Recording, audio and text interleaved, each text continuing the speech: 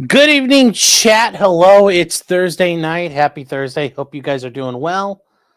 Um, and yes, this is the Thursday show. If you're new, welcome, welcome, welcome. This is the Thursday night show, the much talked about and much highly vaunted show. Thank you guys all for being here. And yes, my name is Sean, also known as Potentially Criminal. I am a defense attorney in the Cleveland, Ohio area. And yeah, we got a lot of criminal defense stuff to talk about tonight. We got a lot of cool things to talk about. A lot of cool things. Where is hold on here. Make sure I got these in the right order.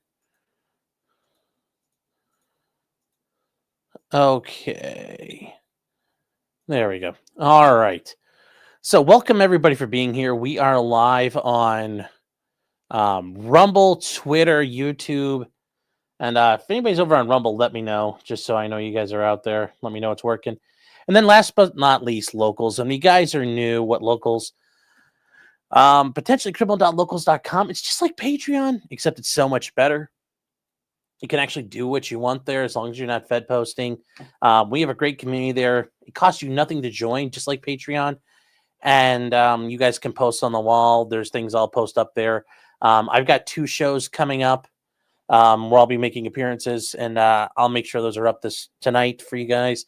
On Saturday night at 6 p.m. Eastern, I'll be joining Dolly and Max Murrah to discuss Pearl Harbor because it is December 7th that day. So that'll be Saturday night at 6. And the next Wednesday at 7 p.m., I'll be on with Rob Knorr on his Normal America podcast or show, talking about obviously everything going on with Trump and all the lawfare.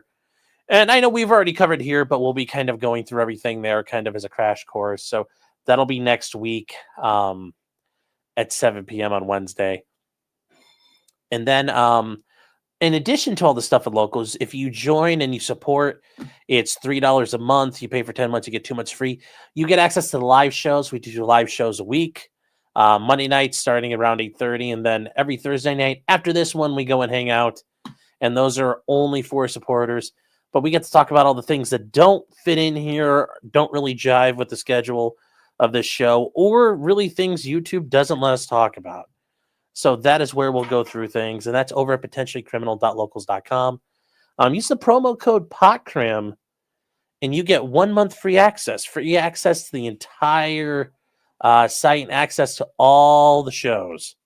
I think it's a really good bargain for what it is, so I hope to see you guys there. And there's some comments already we need to take a look at here. Pirate Tomsky for £5 sterling. The King Sterling is saying, Sean, I'm always Fed posting. Does that mean I can't join locals? You can still join. You could still join. Lamo is a new member. Thank you for the support. Thank you for the support. I appreciate it. And then Amateur Iconoclast, right off the bat, gifting 5 subs, helping pray the gray away, chat. You too can help pray the gray away. We can get rid of them. Your financial contribution helps the Church of the Green get rid of the grays in this community. So you guys could too help pray the gray away. I look forward in helping me in this endeavor of spreading the gospel of green. Thank you for the support, Iconoclast. And the Bibliophile gifted 5 subs. And thank you for your support. Thank you for doing your part to help pray the gray away as well. And then Ghost of Speedy for $2 says, are you jealous of Nick because he's a real Chad? Oh, yeah. If he's a real Chad, I don't know what that says about us as a society. So, just saying there. I don't know what that says about us if he really is a real Chad there. All right, guys. So, Roach Bait. Yes, we're going to get to that. We're going to get to all those things there. Those are important things we're going to get to. Christina Bingham says, pray the gray away. Yes. Yes, we are trying to get rid of the gray, chat.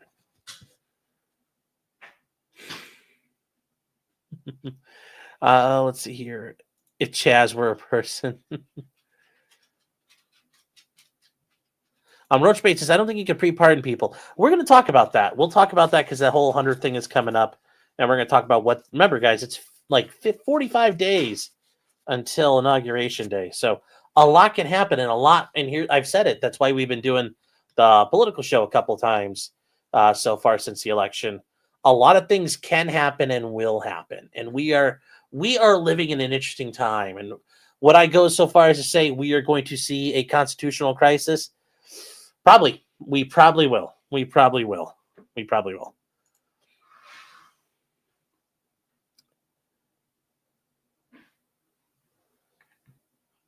You say put Fauci in a suitcase. Oh, that would be great. Oh, Johnny says rip license plate. Oh, you know what? I had court this afternoon. I had to take that down just because it was really obnoxious, even when my background blurred out. So give me 1 second, chat. I'll fix that.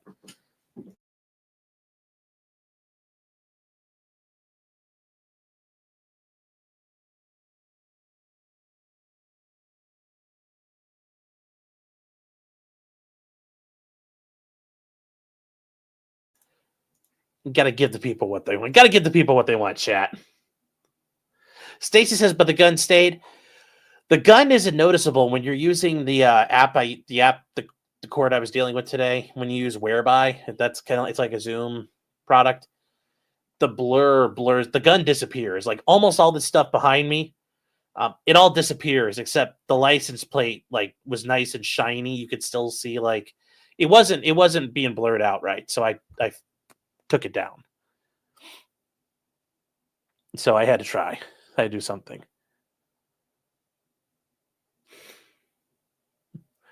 All right, guys. So the other thing, let's see, what else are we talking about here tonight? Erica says you just blur the background. Yeah, well, trying to at least. Roach Bait, we're gonna get those. You're asking some good questions here, and we'll get to those in a second.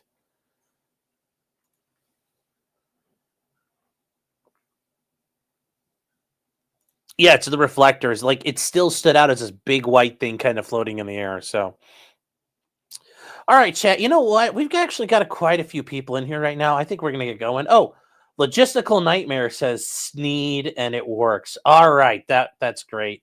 And yes, Ag, I saw this meme. I did see this meme here. I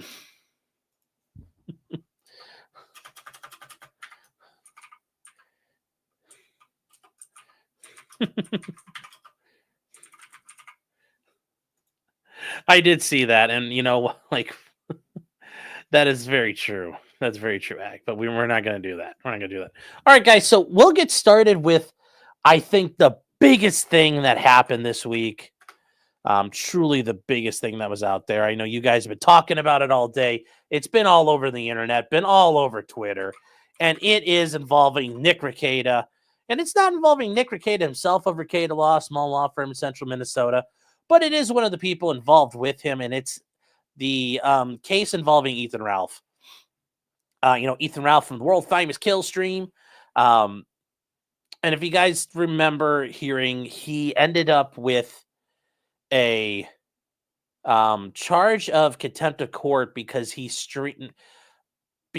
recorded. I think it's because ultimately he recorded the things the way I understood it, because he ended up streaming it. And I said this from the start. I thought this was pretty ticky-tack for them to get him on. Honestly, I think it was. I thought it was bullshit. Ultimately, if the court is broadcasting it out to the world, that's the way it goes. And I think it was truly, shitty of them to do that to him, especially working as being a journalist. At the end of the day, he's reporting on an event of newsworthy value. So, I think it was truly shitty for him. Let's see here. So ultimately with Ralph, he ended up being charged. And the weird thing was they put a nationwide warrant out for him, which, around here, the only time you're getting like nationwide warrants are like if you're a felony and you go capious, you go like a felony bench warrant or just a felony warrant in general. The idea that you'd have like some sort of ticky-tack bullshit misdemeanor and they're putting out a nationwide warrant on you with a nationwide pickup. Absolutely ridiculous. Absolutely ridiculous. Job well done says no Stoney. We'll get to that. We'll get to that real quick. We'll get to it. Don't worry. But anyways, so what happened in Ralph's case? Well, we have an update on it. And this is a preliminary settlement offer that was set up between Ralph and the prosecution out there in Stearns County. Because remember, this is not in Candiota County. This is in Stearns County where Aaron got arraigned on his charges. And so this is the case versus Ethan Oliver Ralph. And here's the case number. And they said, based upon this, so he pled guilty to 1 count of misdemeanor contempt of court. His presumptive sentence is a presumptive maximum of 90 days. It's being stayed for 1 year, meaning it's being held off for 1 year. He's got probation for 1 year. It's unsupervised, meaning he doesn't have to show up. He doesn't have to do drug tests. I don't even think they're going to make him call in. He just has to stay out of trouble. Basically, if we don't hear from you, you won't hear from us. And as long as they don't hear him causing any problems, then they won't ever have a problem with him. His fine is a $500 fine, which I know Aaron was saying that that's too much, but I don't, whatever it is, apparently it's something he's agreed to. I assume the court wouldn't overly fine him. So I'd assume Aaron's probably wrong on that one, ultimately. And this was a petition to enter his guilty plea here. So anyways, this was proposed by the assistant attorney. And if you guys notice this name, Kerry Dolan, this is the same district attorney who is involved with Aaron's case. Like, if you guys notice the names, and there's, you're kind of involved in the stuff you're dealing with. Spud Gun, yes, I did get your email, by the way. And I don't know why this is not zoomed in better. Sorry, chat. So his also, I forgot to mention the other conditions here are remain law-abiding and no similar or same offenses, which, that's a very typical, just, no same or similar offense for the term probation or remain law-abiding. That's basically unsupervised probation. And anyways, this is his guilty plea. And here's how it goes through it. He says, I'm the defendant in this case. My full name's Ethan Oliver Ralph. My birth date is 9/20/85. Yes, I'm charged with contempt, misdemeanor contempt of court. I'm pleading guilty because, and this is where, this is his elocution of facts that on September 3rd, 2024, the city of St. Cloud, County of Stearns, I committed the following acts. And these state sufficient facts. In this part here, this is a statement of facts sufficient to establish a factual basis for all elements of the offenses to which the defendant is pleading guilty. So this is just him acknowledging and agreeing that this right here, this thing right here is enough to satisfy all elements of the offenses he's pleading guilty to, and establishes the factual basis. And that way he can't later go back in court, try to file an appeal saying, well, I never pled to that. That wasn't right. There's not enough evidence.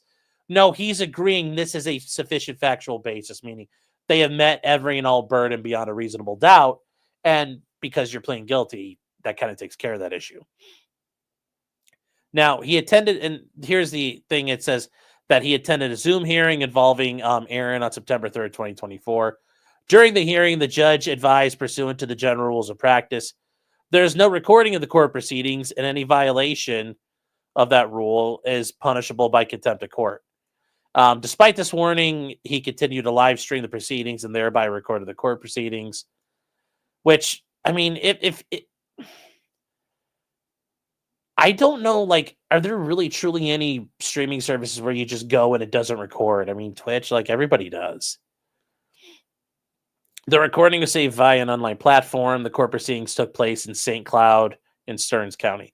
Like I said, I think this is bullshit for him, but I am glad that he got his warrant taken care of. I'm glad that he's got this resolved. I do think it's shitty that he ended up having to plead to a misdemeanor that, with 90 days hanging over his head.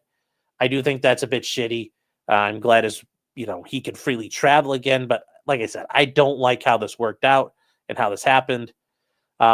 He goes on to say, I understand the maximum sentence is 90 days imprisonment and a fine of $1,000 or both. He has the right to an attorney. And except here, he's waiving an attorney. He gave up his right to be represented by an attorney and any right that he might have to request an attorney be appointed to him. And he says, I've been in communication with the prosecutor's office, and I understand that the prosecutor in this case is not my attorney. And then this is something, guys, you will see in every plea form, that you give up your following constitutional rights. Now, this is interesting in Minnesota. It's a right to a trial by jury of 6 persons. And I wonder if that's for felonies as well. But even here in Ohio, you get tried by 12 for a felony and 8 for a misdemeanor.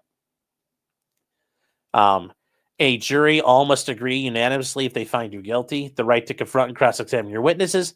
The right to remain silent. You also have the right to testify for yourself. If you choose to remain silent, no one can comment on your decision to remain silent or use it against you. The right to subpoena witnesses and use compulsory process and make those witnesses testify in my defense. The right to a pretrial hearing to contest the admissibility at trial, any confessions or admissions, or any evidence obtained from a search and seizure. These are the rights Ralph has by entering the guilty plea. He waives those. He says, I'm entering my guilty plea freely and voluntarily and without any promises except indicated below. And then he's saying, I'm pleading guilty because I am in fact guilty. I am not pleading guilty just to quash the warrant and avoid apprehension as a result of the warrant. Now, I don't know if that's a standard thing they put in or they just put it in for this one, but that is interesting. You don't see those around here. You don't see those around here. He says he's pleading guilty to the sole count, 90 days of jail stayed, no upfront jail time, probation of the court is unsupervised. He pays a fine amount of $500 and the law library fee of $89. Remain law-abiding, no similar offenses. Warrant to be quashed upon, and quashed means just removed and recalled upon the entry of the guilty plea and sentencing. So it's not done yet, but this will take care of his warrant when he gets sentenced. It sounds like they will let him appear by Zoom for that, because obviously making him show up just for that would be an even bigger dickhead move, in my opinion. And he does say that if the court doesn't approve this agreement, I have the right to withdraw my guilty plea and have a trial, which that's interesting because here that's, there aren't any, that's not something you get the right to in your plea forms. You're entering a plea. Generally most of the time, the court lets you know ahead of time, I'm not accepting this plea when you give them the terms before you sign the documents. If the court of guilty plea is accepted, I have the right to be present at the time of sentencing and to speak or present mitigation evidence on my behalf. He says, I hereby knowingly and voluntarily give my right to be present when my plea is entered. And he says, I hereby knowingly and voluntarily giving up my right to be present at sentencing and request the court sentence me in my absence, but according to any plea agreement that might be contained in this petition. Now, that is, I don't know if that allows him to show up by Zoom or he's just not going to have it at all. We'll find out as it goes forward. He says, I understand that I'm not a citizen of the United States. My plea of guilty could result in deportation, exclusion from admission to the U.S., or denial of naturalization. Ralph doesn't have to worry about that because he is a United States citizen. The only thing I wonder is, does this hurt him in Mexico? Because he is, I think he is, I don't know if he's a permanent resident of Mexico, but he's got long-term residency there. I wonder if this will be a problem for him or not. I don't know. I really don't know about that. Anyway, there is Ralph's all his stuff. And I know the judge is going to accept it because Ralph had mentioned it, and I think the judge is working on it. But that is where the judge will do their thing and get it done.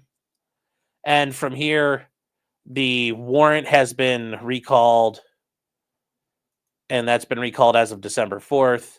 So to all law enforcement, that's the way this gets entered in their databases, whoever's in charge.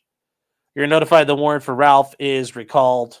And, if this is sent to the Stearns County Sheriff's Office, so they input it in the lead system, and therefore that will catch up and override the existing warrant. So that's kind of where we are with everything.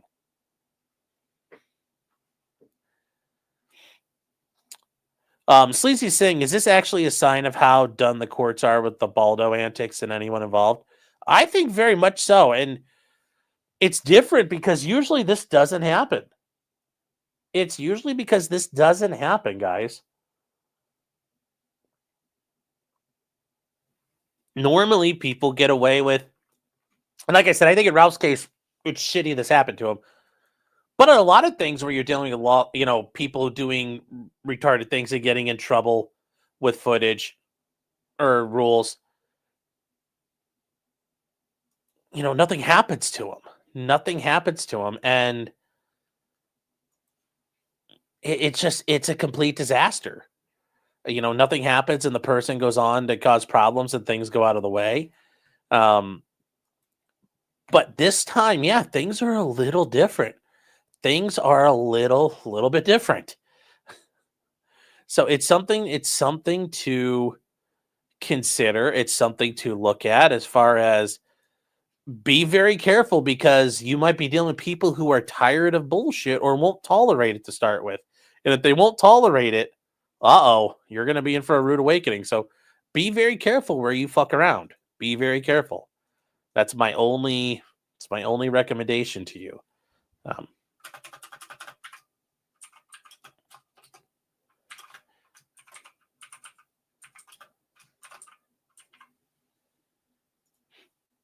So let's see where you guys are here. It still goes as permanent record. Well, Bass Kicker is saying, how does this interact with the suspended sentence for Virginia? I don't know how Virginia is going to look at it. They might consider it a problem. They might not. It's up to them. It's all up to them. I didn't even know if he was on supervision still at Virginia. Trump once says $500 is a lot of cash to cough up. It's a lot of cash for anybody. I mean, hell, if I wouldn't want to pay $500, that would suck. That would totally suck.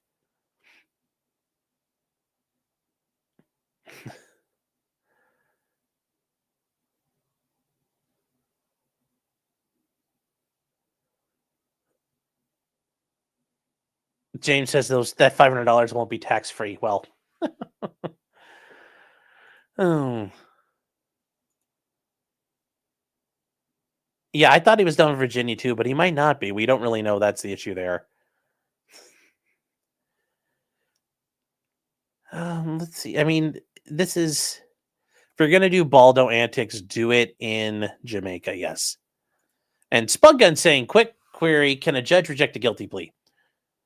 Yes. I mean, if the judge thinks the terms of a plea are not proper or just, I mean, the court has the right to reject a plea if they don't think, for example, if the prosecution and the defense give, hey, judge, here's what we're going to do. The judge can look at you and say, I ain't doing that. We're not doing that. That's ridiculous. That happens very rarely, but it does. There are times where pleas do get rejected, though, because the defendant, when it comes to the time where you have to elocute and say, hey, here's what I did, and the court will say, okay, well, you're pleading guilty. What did you do? And then I've had clients go, well, and they hem and haw around an issue. For example, they were shoplifting and they got caught shoplifting. They'll say, well, it was actually my brother. He was running the scanner. I was just loading things. I didn't know he was doing that. I thought he was paying for everything, but I didn't steal anything. Well, because they're trying to minimize their conduct, and it's clear, on camera, it's clear they did what they did. But they're trying to minimize their conduct with the judge, and the judge saying, well, if you're not admitting to it, then I can't take your guilty plea because the court won't accept your plea if you won't admit to it. So I've had courts for it, like, all right, fine, we'll set it for trial. I've had felony cases where the guy will hem and haw about an issue, and we end up having to set it for trial. Now, that's when you take your client to the side, say, you've got to be a fucking big boy and fucking actually admit to what you did here, or you're going to have to go to trial. And usually you come in like a day or two later and they act like a big kid and own up for what they've done and you move on with your life. But the court can reject pleas at times. It can reject a plea at a time. Or if they think there's any coercion, duress, they don't understand what's going on, that'll happen too. But not just if everything's set accordingly, the judge doesn't let you get all the way through to the end and say, I'm not accepting this. That usually doesn't happen. If the judge doesn't want to deal with it, they'll let you know right off the bat.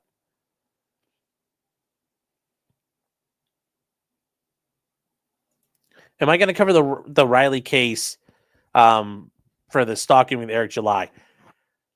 If there's anything to cover, sure. But right now it's supposedly there's going to be a trial, but I don't know if it's going to be televised. I don't know what's going to happen with it. But yes, once we learn about what happens, certainly I'll cover it.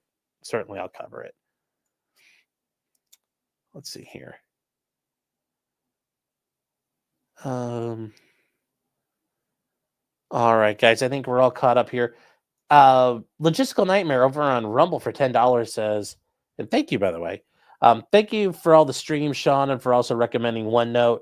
The past quarter is way more manageable after I started to take notes with it. Well, you're very welcome. I am glad you enjoyed Microsoft OneNote. Like I said, that saved me in law school. It's a phenomenal tool to work with.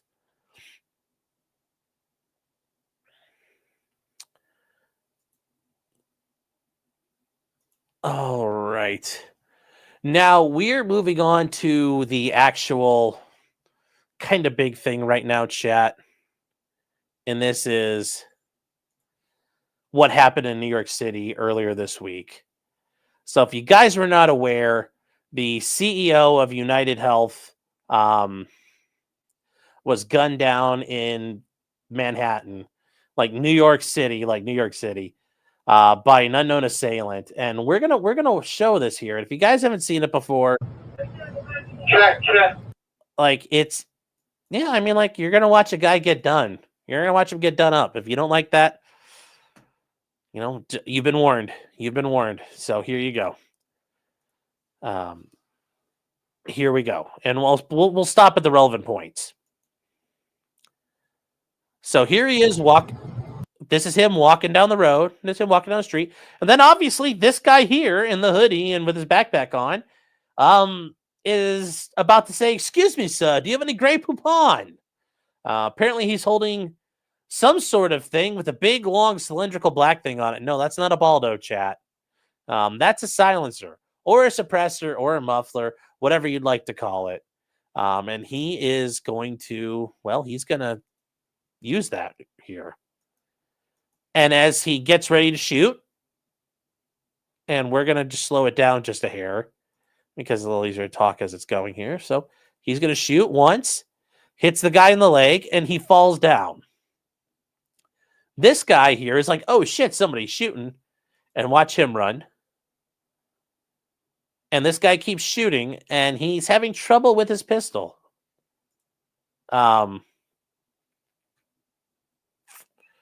Yeah. So that's it, and then the guy rides off into the sunset. Now, let's get back to the beginning here. So there's some things here that we learn, and there's some things we can tell from this.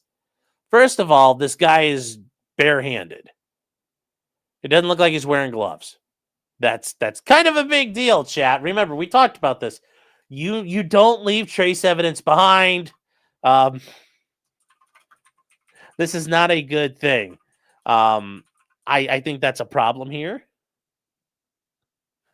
This doesn't work. I don't think it helps at all. But what you do from here is, if you notice, he starts shooting and he's having problems with his weapon of some sort. So if you notice, every time he fires around, he's having to cycle the action. And there's probably a reason why. We're going to get to the reason why here. He's having trouble every time he shoots. He's having to cycle the action. Now, before we get too far, guys, I can't show you guns. But a lot of people were trying to claim this guy was using what was considered the VP9, which is a veterinary pistol. And it was designed so like you could be like a vet could dispatch an animal with, and it's a suppressed 9mm. It's an integrally suppressed 9mm. It actually takes its design from a World War II commando weapon called the Well Rod. And every time you fire it, you have to pull the bolt and cycle around through it. It's a single shot. This is not one of them. And why do we know that's not one of them? And I don't know how far Runkle got in all of his analysis. I didn't have a chance to watch any of it.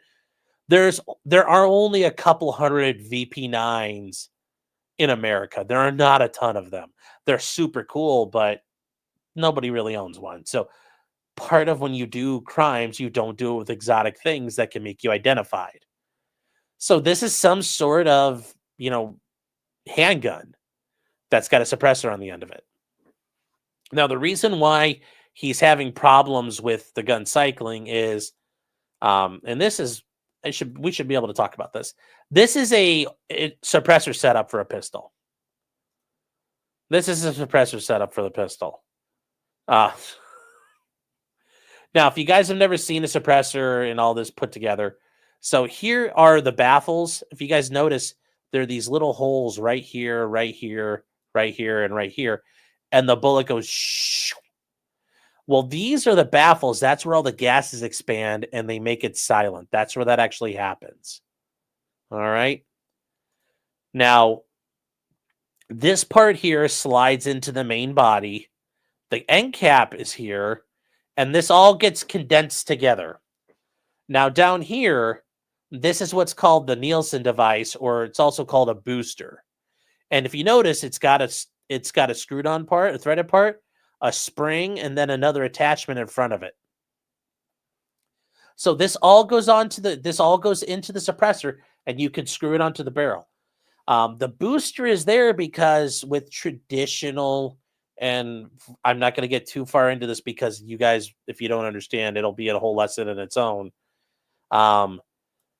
Browning style pistols where the barrel will tilt. This is a big, heavy weight on the front of your barrel. So the gun will not cycle because there's too much weight on the front of it and the barrel doesn't tilt back far enough to operate the firearm. So he's having to do this likely because he doesn't have this part down here. He doesn't have a booster. We don't really know that though, but there's a couple of different things. It happened to break when he started using it. I don't know about that. That just, I don't know. That doesn't make a whole lot of sense. Would it make a lot more sense that he just didn't have it set up properly? Sure. He put it on a pistol and didn't have a booster on it. But you'd think at some point you would test it out to make sure it actually works, and you notice you have a problem. Or this guy doesn't realize it's a problem. Because, like I said, this is not a professional hitter. This isn't a pipe hitter. This isn't a shooter. This is probably some whacked out lunatic who either had a family member who died, or this is some guy who's got some weird far left, far right schizophrenic political ideology, which is what a lot of these types are, like complete nutbags. And that's more likely what we're probably dealing with here. Either way, the weapon's not operating properly. But you notice, and if you're not familiar with firearms, this would be you on the range. And for those of you who are familiar with firearms, you'll recognize this too. A lot of people, when a gun quits working and there's some sort of malfunction or stoppage, they go boom, boom, boom. It goes click, and they go like this. And they go, huh? Oh, I don't know. And they just stare at it. And they don't know what to do. As soon as his gun quit working, click, rack, and it did go into battery, so you see him hitting into the back of hit the slide in the battery. He has some basic ideas of how to operate. He's not getting sidelined. He's working his plan and planning his work. He's getting it done. He's doing what he came there for. He's all about that action. Instead of talking about it, he was about it. So if you guys notice, he gets it done.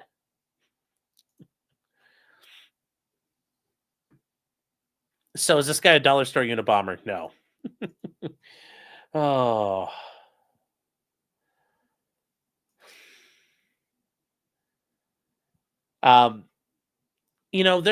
Is this a homemade suppressor? Maybe. Who really knows what's going on here? But the idea this is a professional hit does not make any sense. But it was done quiet before. Yeah, he has shot before. I don't doubt that. Yes, he overcame. He was unburdened by what has been before. Yes, he read Catcher in the Rye. Well, he didn't shoot him in the back like the first shots. KLF says, the dude is dead, so mission accomplished.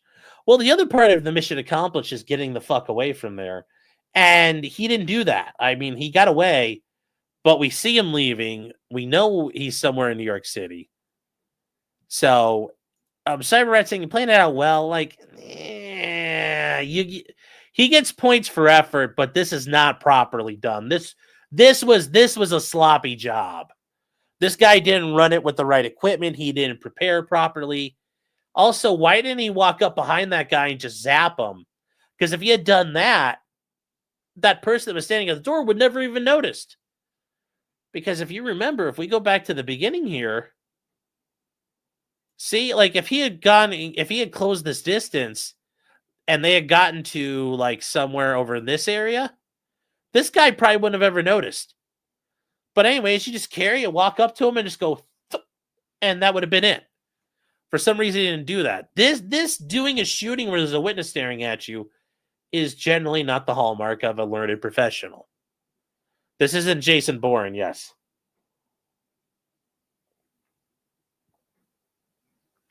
Yes. Well, yeah, she was right. I ain't seen shit, but how would I have done it?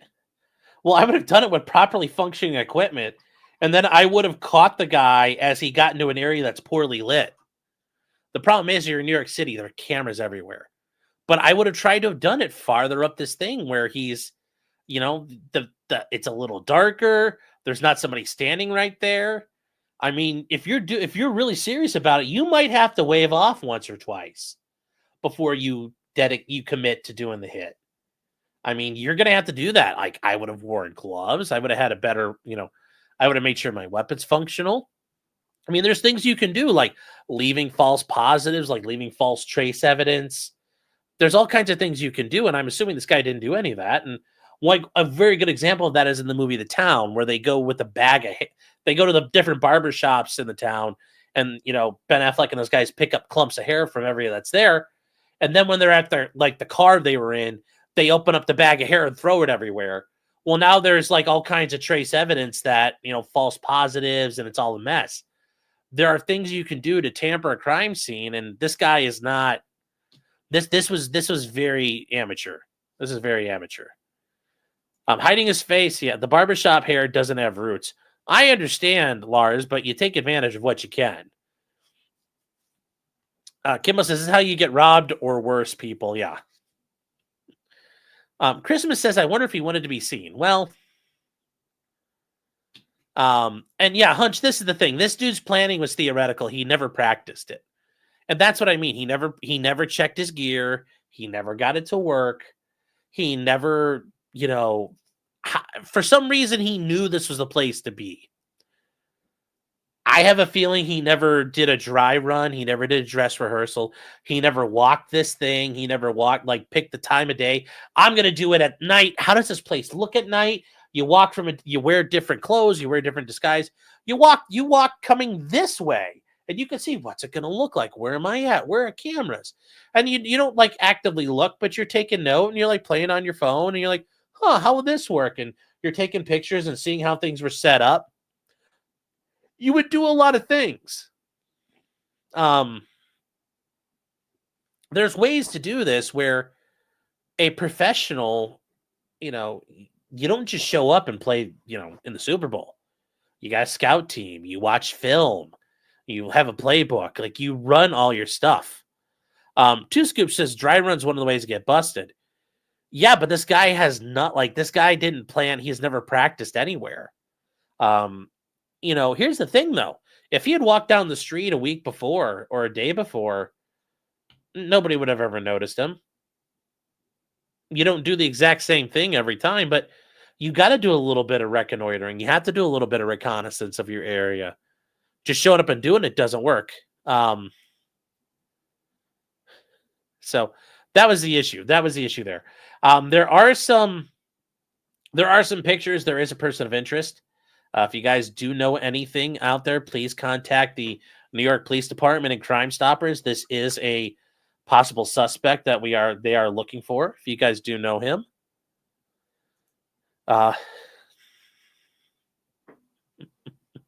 That is the issue there. If you guys do know what you're looking for, please look for the guy. They claim this might be a person of interest. I don't think this is the same kind of coat. Like this coat, like the texture alone, he's got pockets on the chest. He's also not wearing a backpack. So I don't think this is the same guy they're looking for. They're not really sure who they're looking for. And then also, too, if you guys just wanted to know, this guy was the head of UnitedHealthcare. His claim got denied ultimately. Now, there are some interesting issues with this case. And hold on here. Where is...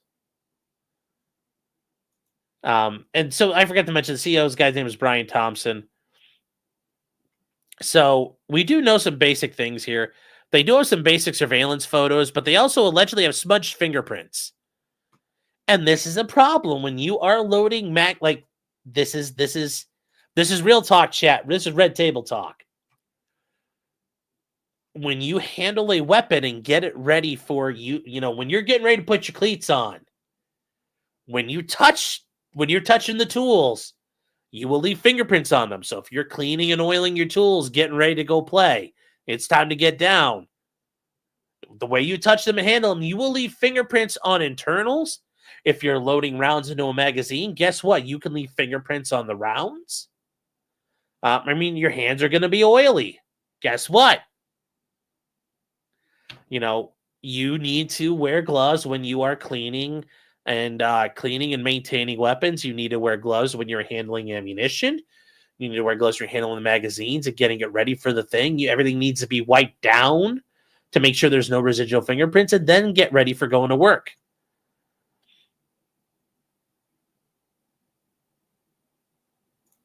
Plead the Fifth says maybe burned off his prints. Yeah.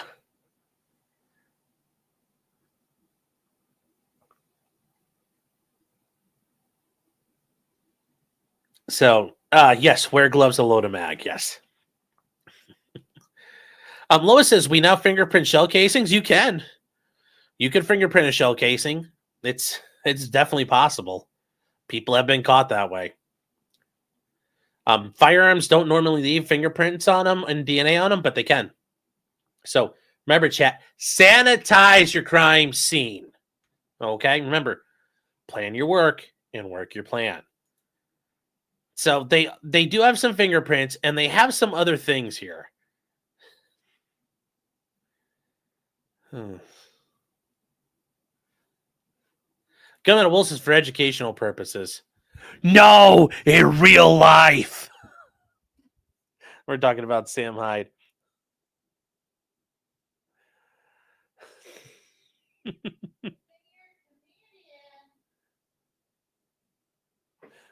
What was that? Yeah. Yeah, I know. It's a good thing I'm a comedian. It's all just a work, chat. Apparently, that's the defense now. It's not advice, chat. It's just, read books. And, I also have a lot of tips and tricks my clients have used over the years, which they messed up other things, but there's other parts where they actually did good jobs of like sanitizing X, Y, and Z in their commission of a crime. I'm like, that's actually a good idea. So, yes, it's a comedy show. To quote Sitchin Adam. And yes, it's not legal advice, but it's criminal advice. Yes, it very much is. All right, so we do know some things. There are some things there. There's a discarded water bottle, which means possible DNA evidence. There were words written on the shell casings, which at that point also, this is not professional. This is some nutter type of hit, or somebody's family member got denied health care. So they're searching for the shooter. And Brian Thompson was killed on Wednesday, and the guy disappeared into town. Now, you might think that it's hard to disappear in New York City where there's cameras everywhere, but you still can. It's harder. It's harder, but it can be done. So they believe that the assailant got caught buying water and energy bars 30 minutes before the shooting. See, at that point, you need to have already been geared up. If you need a bottle of water, you got water with you. If you need some nummies for your tummy, you got to bring snacks. Bring them ahead of time. You minimize your footprint. Bringing clues from a burner phone.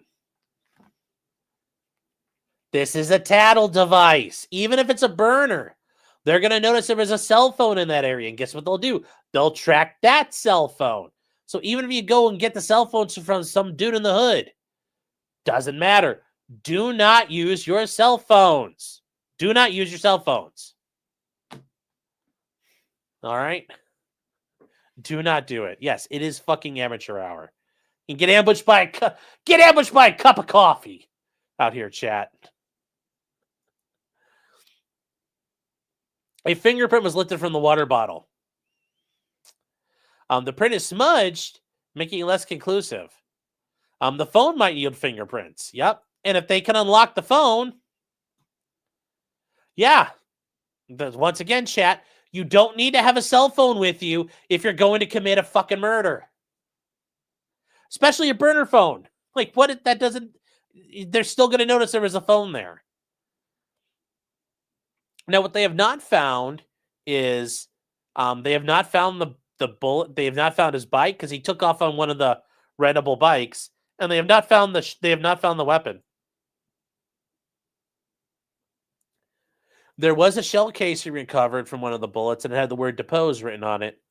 And they said delay was written on a live round that had been ejected when he appeared to be clearing one of the malfunctions. So there is a book that's out there. It's called Delay, Deny, Defend. So they're also examining the suspect's travels, including a bus trip to New York before the shooting and a stay at a hostel. Now, this is where, once again, guys, you if you're doing this, you've got to have you've already got to have it prepared in your head mentally to how to be a ghost. And it doesn't look like this guy has. It looks like they know who they're looking for.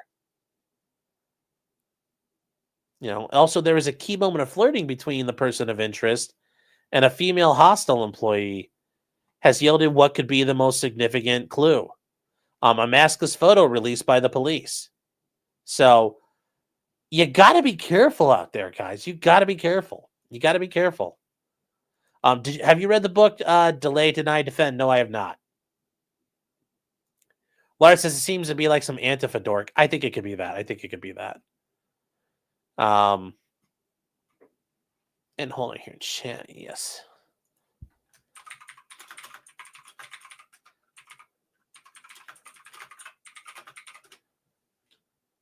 So just once again, guys, you got to be smart. You got to be smart when you're doing this, how you're going to do things. Philip says, I can pretend to be homeless for a couple of days. That's one way to do it. And if you really want to learn how to do the homeless thing right, the SAS, they got really good at doing hide sites using garbage and urban, junk laying around. They could set up and be camouflaged in a city area. But yeah, looking like a bum, smelling like a bum, that might be a way to do it. Pyrometer, yeah, you're right. This could be this could be it. This could be it. Be careful, chat. Be careful.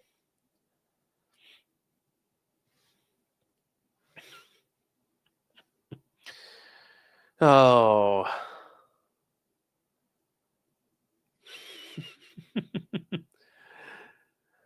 Normie says giving criminal advice is crazy, lol. Well, I'm just saying, if you're gonna do it right. Don't get caught with it. 24 hours in, I bet they know who they're looking for already. They have his name. Make it hard. Make it hard for the cops. Don't just give it up. Don't just give it up that easy. You can't be that guy. You can't be that guy. Lee says, I'm giving lessons today. Why not? It's all about learning and education.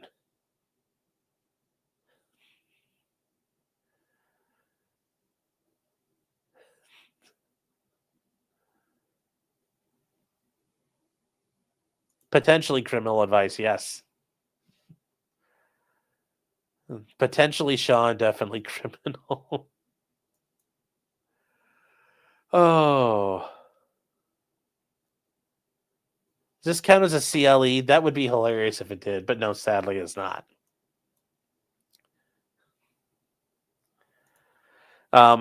Egregious Darkly says, not the same jacket or backpack. I agree. They ended up releasing another picture that looks more like the person, but we'll find out. Gunmetal Wolf says, waiting for potentially Clyde. Yes. Yes, and we'll move on from here with that. Anyway, Krusty saying, Grandpa, you say if you're going to do it wrong, do it the right way. Yes, got to do it right, chat.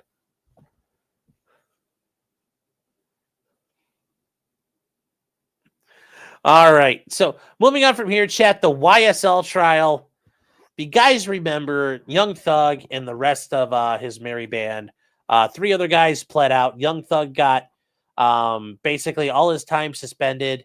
He has a long prison sentence hanging over his head, but he's currently on probation. And more or less, he was exiled from the Atlanta metropolitan area. Well, we do have a resolution in the other part of the case here. And that is the last 2 people that were part of that initial big tranche of the leaders of the group. Yak Gotti, also known as DeMonte Kendrick, and Shannon Stillwell were on trial. They went forward to the very end. They were defended by Doug Weinstein and Max Shart, respectively. And their verdicts came out on the 3rd. And here's kind of what happened. If you guys were not aware, of this, this is here are the verdicts. Kendrick, you have been found not guilty on all charges. You heard that right. Not guilty. He's been in jail for 2.5 years. The state did a year-long trial. Completely goose egg. Just straight up felted. Not a single thing. Not even the murder. Not even the murder that was the foundation of all this RICO stuff. Not even the murder was the foundation of this RICO stuff. Nope. Mr. Stillwell, can you please stand? You have been found. What? Guilty on count 64, possession of a. Hold on, we're going to rewind that there. Yeah. You have been found guilty on count 64, possession of a firearm by a convicted felon, and not guilty on every other charge.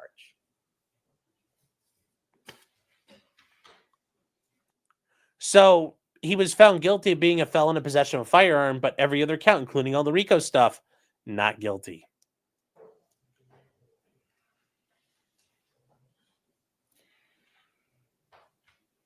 So, ladies and gentlemen of the jury, you are officially released. Now, that's him being happy. Because at this point, he's getting time served for his felony conviction. And now there's issues from these 2 guys being stuck in the jail where they broke some jail rules. They're having to do time because of that now. But they're basically free to go. Afton says, what kind of sentence are you looking at? He was looking at a couple years, but he got credit for time served. So he's done. He gets to go home. They all go home. And Dark Lotus is amazing. There were 190 overt acts. And we're going to get to that. Porcelain Thunder says, all the plea deals need to be dismissed now. Here's the thing. I've had cases where my client, we pled out. And then his buddy went to trial and he got acquitted. It happens. You know what happens? Too bad, so sad. I've been on the other side of it. We went to trial and we won. And the other guy pled out. Too bad, so sad. So, what jail rules do they break? I don't know. I'm still saying, what's your view on the constitutionality of RICO? Well, RICO, at the end of the day, is basically just an enhanced conspiracy. And the way the feds do it, and most states do it, it's fine. The way Georgia does it is stupid. In Georgia, RICO is 2 people commit a crime. And that's it. It's automatically RICO. So that's the dumb part. That's a dumb part. Do I think it's, and ultimately the feds had to invent a crime to go after the mafia for? which I do think is bullshit if they have to invent something out of whole cloth. But it's not going away, so you'll never get rid of it.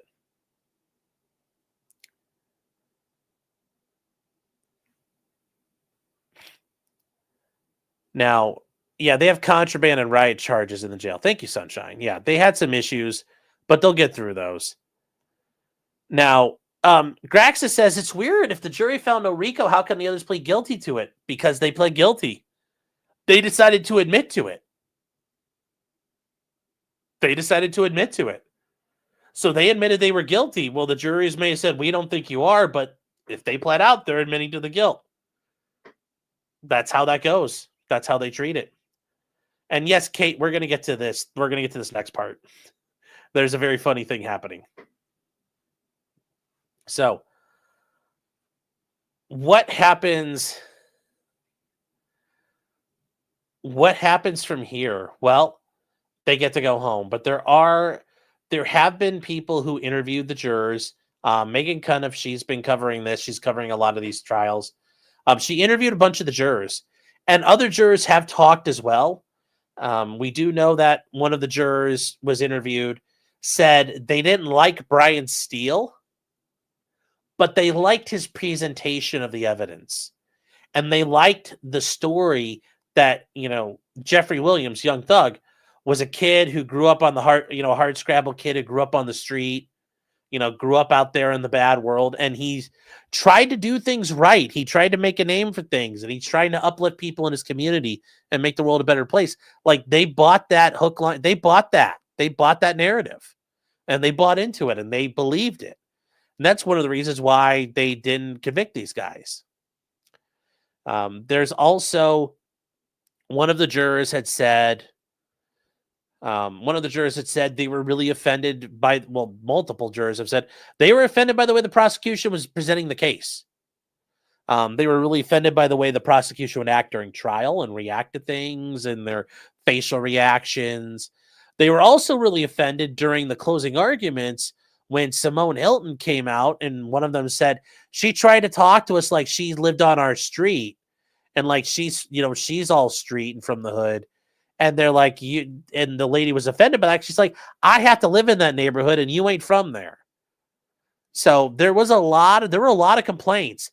They had nothing good to say about the prosecution.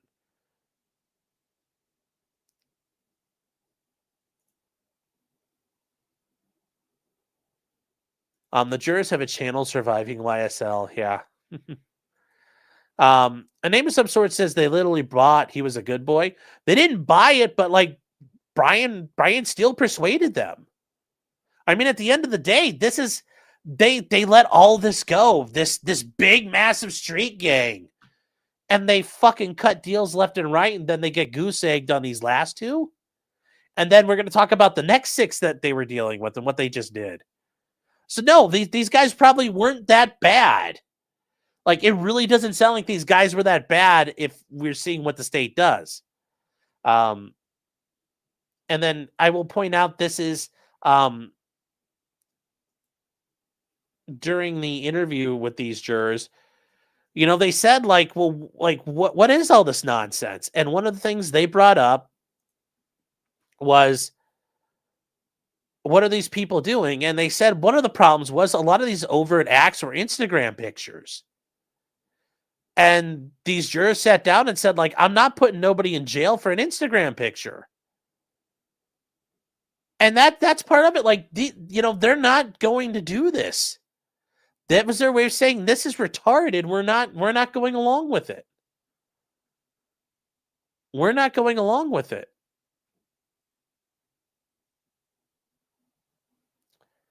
So, I mean, if these guys were good boys, because here's what happened right after that. Here's the next thing, chat. They appear to be good boys. They literally dropped charges against 6 more guys. 6 more guys. They literally just said, fuck it, we're not trying the rest of them. There's 6 more. They're just literally fucking punting on. 6 more of them they're literally punting on. So, yes, I would argue they were good boys. I mean, if they really thought these guys were bad, why are they cutting them loose? Now, here's the issue. There's another 6 guys. And there's 6 guys here. Khalif Adams, Damone Black, Javarius Bradford, Justin Cobb, and Javon Fleetwood, and Jaden Myrick are the next 6 that they were going to be tried. These guys have all been there and dealing with a lot of things. Now, their cases got dismissed, but here's how this worked out. And I had to talk to Kat, not Kat Williams, and she helped me kind of navigate my way through it, because there is a bit of an issue for some of these guys. Like Khalif Adams is one of the guys already there. He's already doing life without parole for a murder.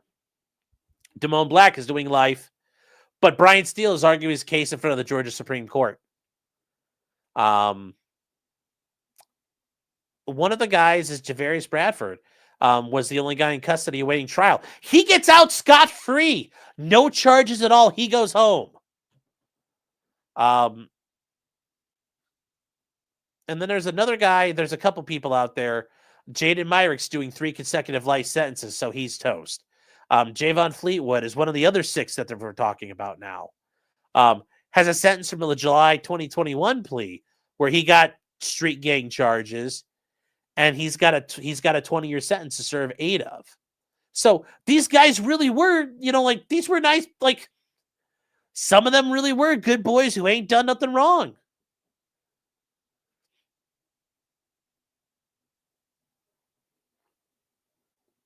And we've also learned that Judge Whitaker informed the prosecution for this next round of trials. They have 90 days to present their case at maximum. They are not going to be allowed to fuck around. She's not putting up the bullshit this time. So,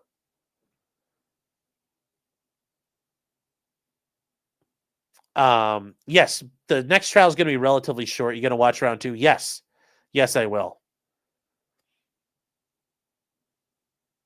And Irish says they've all been in jail the last 2 years. Well, some of them are already in prison for life. But yes, Young Thug and all these guys, and the guy who is getting out with no penalty at all, Javarius Bradford, he was in custody awaiting trial, just like Yak Gotti. He's been in jail for 2.5 years. Not guilty. Sorry. Have fun. Bye. And then this time the prosecutor's like, "Hey, buddy, you've been in for 2.5 years. Bye." What happens to him? It's not even that he went to trial. So what do you do for him? Does he get any recourse? Nope. You get to go home. You should be thankful you're going home, is what the prosecutor would say. Thank us for dismissing it. Not you destroyed his fucking life and he's been in jail for 2 years. You stole his freedom. Nope. Sorry. Tee. Oops. That's what the prosecution just did. Christmas Mullen saying Young Thug should have listened to his lawyer. You know what? Here's the thing, man. At the end of the day, I can tell my client what to do, but he's the one who's got to deal with it. He's the one who's got to take the plea. Or if he gets convicted, he's got to do the time. Thug couldn't wait. It was killing him. It was hurting his family. He had to get out. Like, he couldn't wait. Like, that happens, man. And, this is the thing. Everybody likes to say they're going to be, oh, I wouldn't have done that. I would have fought. It's like, everybody says that. Like, but it's hard when it comes time to fucking push your chips in the middle of the table. That's a hard call to make. If I'm gambling with your money, sure, I'll push the chips in all day long. But like, if you ask me to put my own money on the line, well, then yeah, I'm going to get a little hesitant, just like anybody would. And, Young Thug, his family was like, when are you coming home? We miss you. We need you. You got to do what you got to do, man. It happens. So I don't blame him. I don't blame him at all. I don't blame him at all.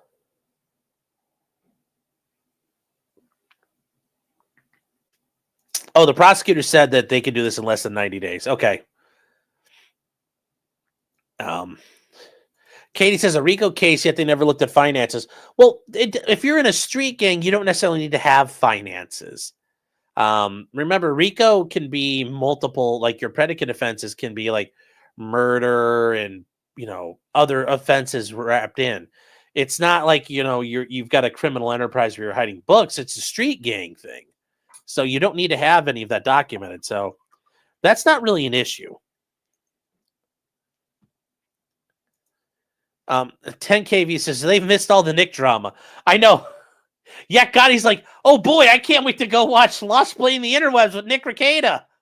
He's gonna get out and go, uh-oh, what happened? Oh no. Oh no.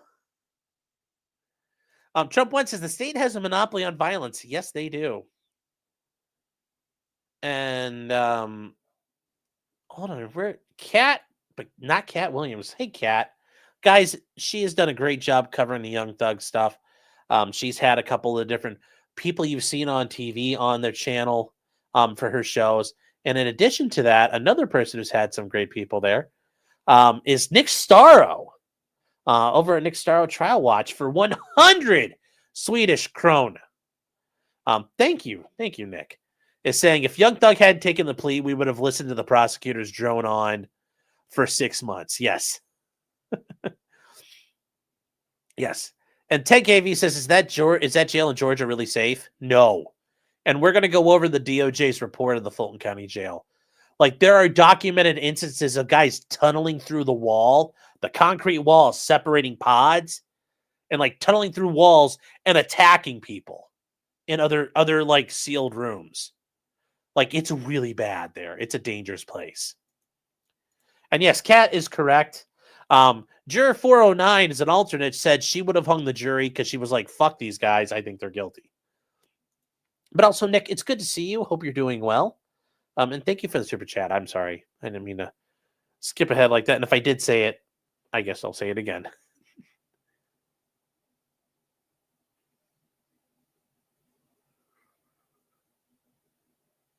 Agreed starkly. Yeah, this was a case just based on jail snitching. Yep.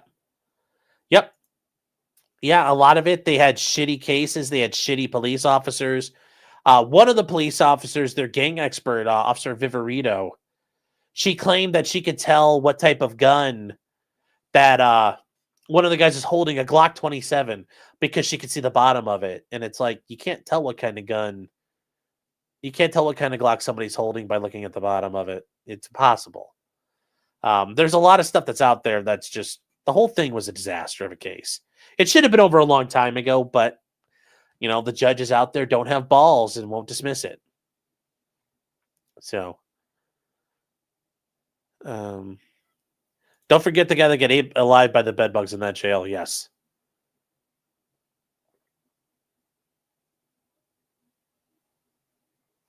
Yes. Very, very much so.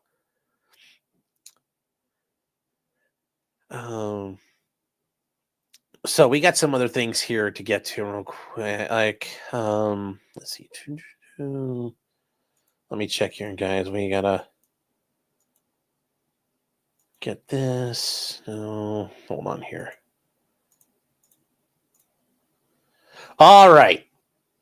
We are moving on, chat. We are moving on to Hunter Biden. Actually, we're going to do this one first. This one's actually very interesting. So, a doctor in Dallas has been a doctor in Dallas got sentenced to 190 years in prison for tampering with IV bags. This is fucking crazy. This is going to give you the willies if you got surgery coming up. So, and there's a little bit of video that shows stuff here, but an anesthesiologist is going for 190 years in prison. Reynaldo Ortiz was found guilty of tampering with IV bags by injecting them with another anesthetic. 10 patients were rushed to nearby emergency rooms after their problems. And additionally, another person died after bringing a tainted bag home to treat her dehydration. So, doctors do that. And if you guys have been in the military, you know how that works. And you show up hungover for PT, the medic can give you an IV bag. An IV bag is instant rehydration. So he injected them with a drug. This is absolutely fucking crazy what this happened here. And anyways, he got sentenced, and this is actually pretty good kind of just run through of it real quick here. Oh, Lucia reports tonight it was the maximum sentence possible for crimes, all caught on camera right here. And that's the thing, guys. It's everything in a hospital is filmed. Played at trial. Inside the federal courthouse, Dr. Reynaldo Ortiz stood outside a courtroom and out of view, unwilling to sit through his own sentencing or to face. I mean, what kind of piece of shit do you have to be? Like, you're gonna bitch out and not sit there and take it like a man. His victims. He showed me the coward that he was. I can't believe that he wasn't forced to be in there. Yeah. 4 former patients of the Baylor. And I'm not gonna lie, if I was the judge, I'd force his ass to be in there too. I'd make him, if he didn't want to walk in, I'd have him strapped into a restraint chair and wheeled in for his sentencing. Scott and White Surgery Care Center in North Dallas shared stories of going in for routine surgery and waking up to a nightmare of complications. Prosecutors say they all received IV bags. And check this out. This is him doing it. Ortiz had poisoned in an apparent attempt to make other doctors look bad and himself better by comparison. I felt I was going to die. Now think about that. That's why he sabotaged it. Like, I did it. He did it just to fuck with them and make them look bad. So, and here you go. If you guys want to see him do it, here we go. It's this image of an emotionless Ortiz watching as a poisoned patient in distress is wheeled out, he said haunts his sleepless nights. John Kaspar spoke of his wife. So, like, that's what happened. People, like, he murdered a lady, and he just, I don't care. So he did bupivacaine. Bupivacaine. I don't know what that is. Hold on here. I forgot to look this up. What is this anyway? But this is what he used. They use it for dental work.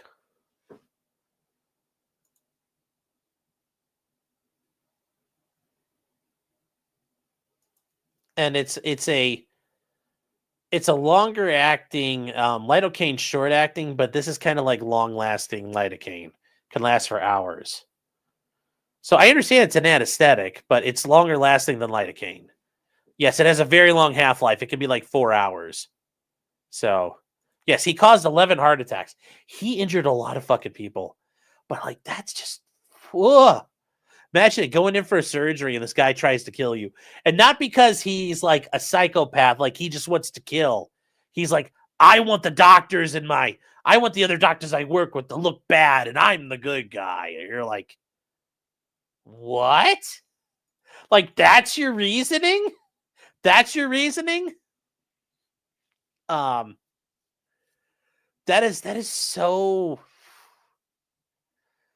so awful. Like, that's a horrible, like, why did you die? It's like, because I wanted my coworkers to look bad. It's like, not even just like, I want to see people suffer. It's like, that would be at least a little more understandable. Ultravoid said, this is like firefighters start the fires themselves. Yeah, except they but that's different because they're responding to be the hero. This guy did this to say, not necessarily to be the hero or the savior, just to say, look, I did the anesthesia right. It's not my fault. It's theirs. For some reason. That's what all he wanted.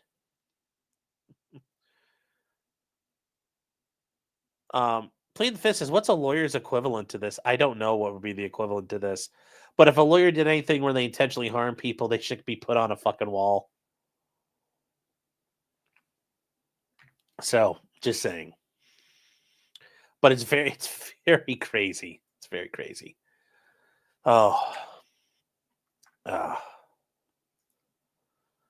Okay. So yeah, I just thought that was very interesting.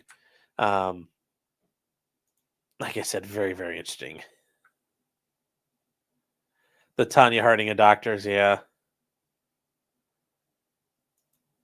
Brewberry says there was another case where a nurse was siphoning off fentanyl and replacing it with saline, so patients were conscious during surgery without pain relief.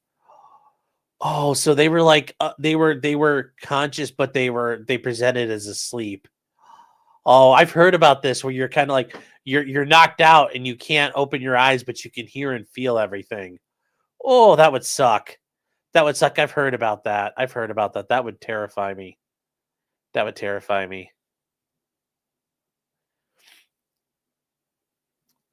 So that would be just awful. Ugh. So now moving on to the thing you may have heard of this week. Guy named President Joe Biden. He issued a pardon to his son Hunter Biden, and this was done over the weekend, as things like this typically do when they're too bad, politically. But yes, Joe Biden issued a pardon for his son Hunter, and he issued a press release about it. And it's a lot of bull crap. He said that, I have watched my son being selectively and unfairly prosecuted. But here's the thing. Hunter Biden did commit a crime. So he's prosecuted for a crime that's not normally prosecuted. Okay, but it's still a crime. Now, I agree it's all unconstitutional, but Joe Biden isn't here saying it's unconstitutional. He's just saying it's unfair. But this is all Joe Biden coping, because he says that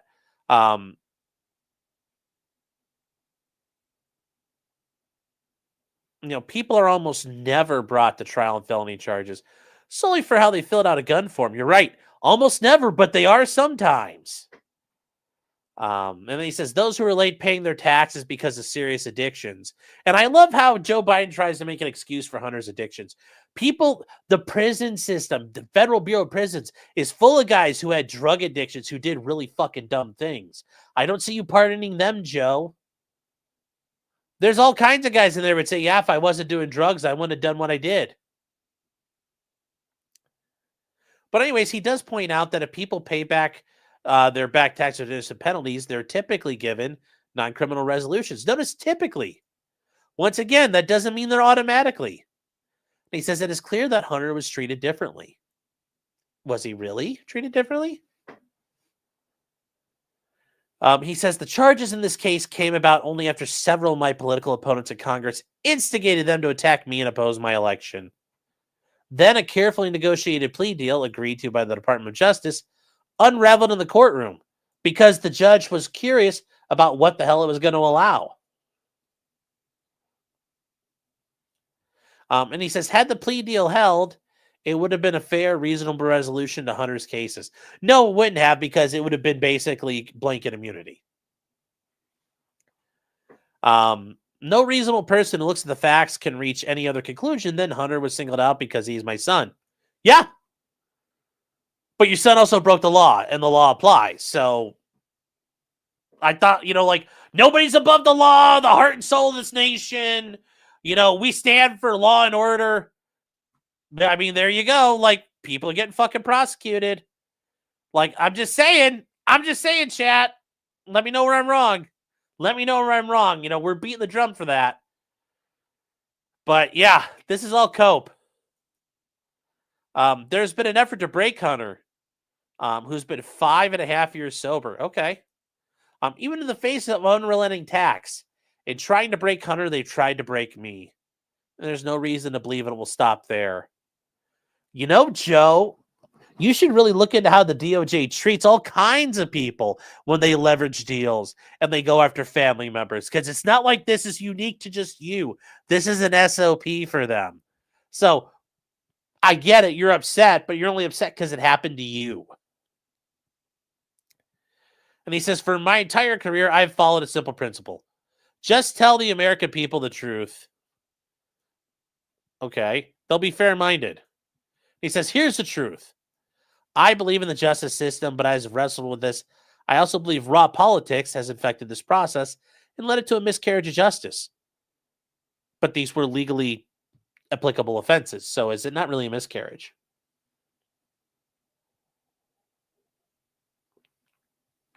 He says, I hope Americans will understand why a father and a president would come to this decision. Now, I get the idea you're going to go to bat for your kid. That part I get. But to try to excuse that as I'm doing what's good for America, well, no. And what does the pardon look like, chat? Well, here's the pardon itself. And yeah, this is we're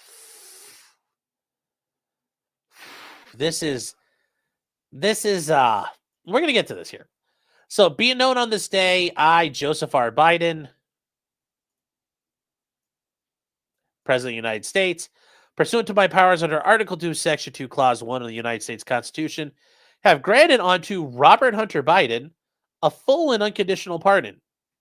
Now, we covered this on Saturday, chat. You can be pardoned with conditions, and that conditions can be all kinds of things. The condition of the pardon could be stay out of trouble for the next year, and the pardon will become in effect. The pardon could be you only get the pardon if you show up 10 days from now on the National Mall riding a unicycle in a clown costume. That could be a condition. The president gets to set his conditions because the pardon clause is not super. I mean, there's not a whole lot to it. And this is the pardon power, chat. So this is Article 2, Section 2, Clause 1. And we get to the part where it actually talks about the pardon here. And it says, and it says the president, and they talks about the other things he can do. He shall have the power to grant reprieves, meaning, he could reprieve somebody who's being executed, and pardons for offenses against the United States, except in cases of impeachment. So what can he do? He can pardon you for everything but an impeachment. Everything he can pardon you for. He can pardon you for everything.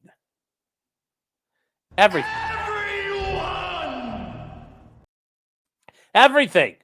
Everything. There's no limit. There's no limit to what it can be. So let's get back to what this is here. So these offenses that against the United States, which he has committed or may have committed or taken part of from the period of January 1st, 2014.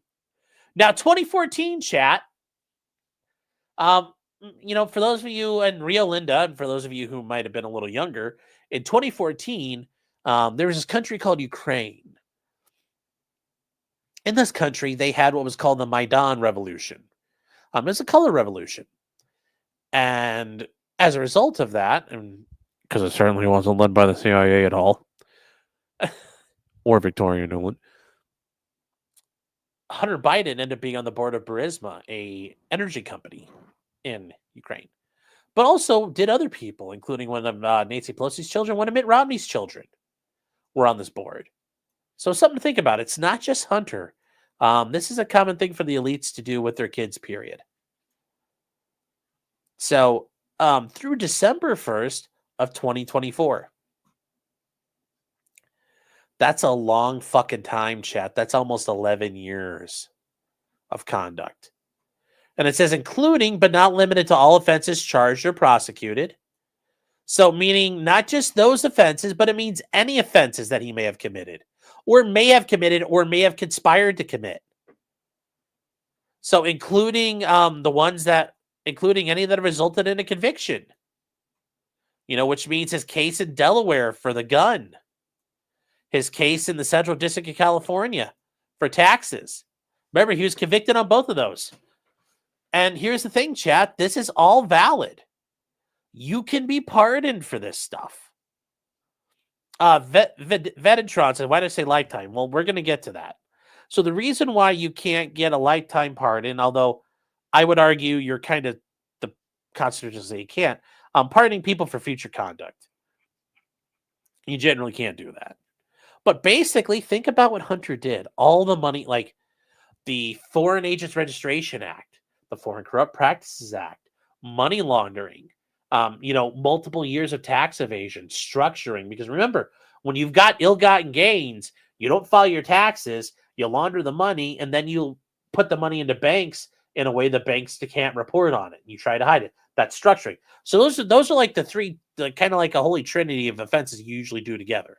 But like I said, the Foreign Corrupt Practices Act, the Foreign Agents Registration Act, those tax acts, Hunter's penchant for hookers, likely violated the Mann Act, just like R. Kelly and P. Diddy have been charged with, transporting women across state lines for the purposes of prostitution and sex acts.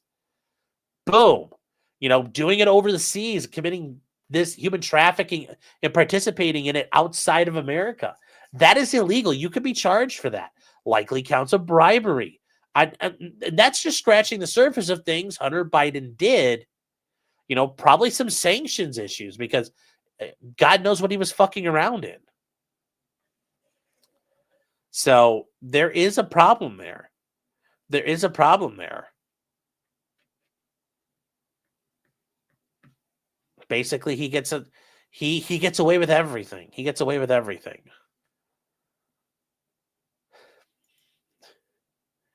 And we're going to answer some questions here real quick. Roachbait says, why would you pardon someone who hasn't been convicted of a crime? Because I might not think about it this way. You commit a crime. I don't think it's really a big deal. But the next guy who's going to take over after me thinks it's a big deal. Well, I can pardon you. That way you're not charged. The pardon is a political tool. It is a political tool. It's a tool of mercy. Roachbait says there's no need for a pardon if you are innocent. Innocent people still go to jail. Innocent people still go to prison. Innocent people still get convicted. Number one. Number two, even if you're innocent and you beat the charges, do you really want to risk your freedom? Do you really want to spend your entire life savings and go bankrupt defending yourself? Not really. But also, you see it all the time when people get released from prison for wrongful convictions. Guess what they get? They get a pardon. They're innocent. You're going to tell me they don't need a pardon? I'm sure they fucking want one. They've been accused of doing heinous shit. So yeah, pardons are for any reason. Pardons are for any reason. Ghost of Speedy says Nick is a king and a role model for men. Yes. Yes, he is. Yes, he is the ideal. He's the ideal man. He's all that is man. Ghost of Speedy says Nick is the type of father a kid can look up to. Jesus. Oh. Spugget says, did I get the information about the UK maid bill? Yes, I did. Have you seen the Cali judge said about the Hunter pardon? Yes, there are issues with this pardon. The only other time there's been a pardon like this is really for Richard Nixon, where Richard Nixon was kind of like pardoned for everything by Ford. But that's like the only time that's happened. Every other time, usually you're pardoned for a specific offense.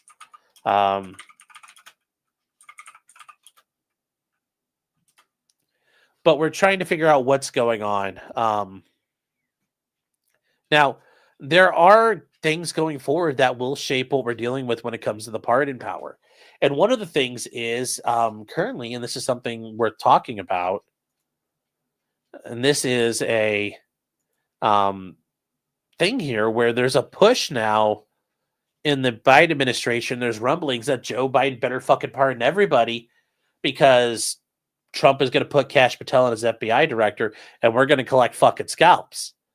So, like everybody in the January 6th committee gets a pardon. Anthony Fauci gets a pardon. Like, pardoning everybody.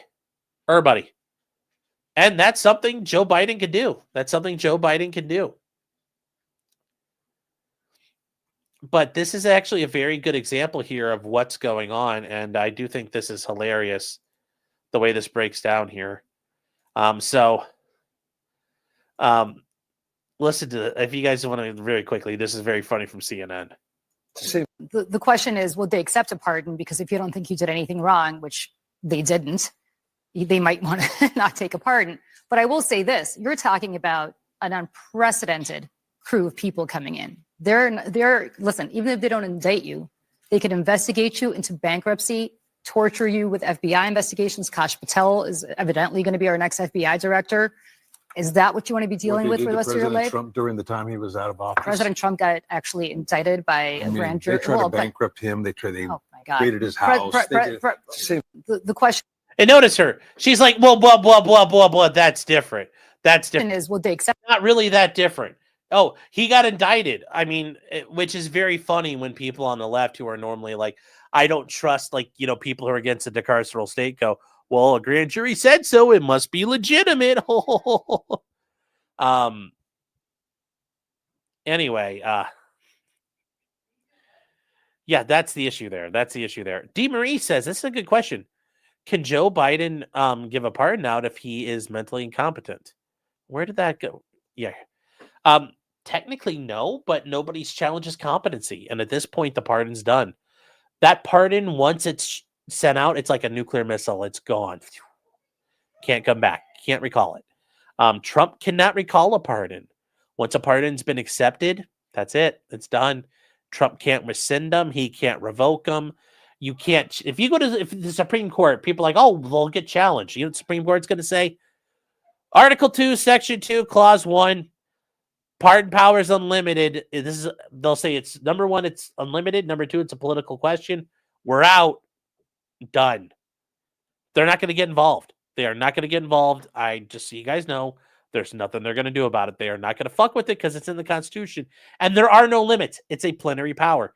It is unlimited in scope except for impeachment. Well, there you go. So it's unlimited. So, Troset, there you go. How you doing? Dark Lotus says, what does the pardon do with respect to the Second Amendment going forward? I mean, well, Joe's cases are going to get dismissed, so these questions are not answered. So we'll have to wait for somebody else to try the cases and be the person who tries it and goes and gets convicted. So that's kind of where we are. Over in Rumble real quick, Larry Legend says all Glocks look the same, just like black people. Oh, no. Oh, no.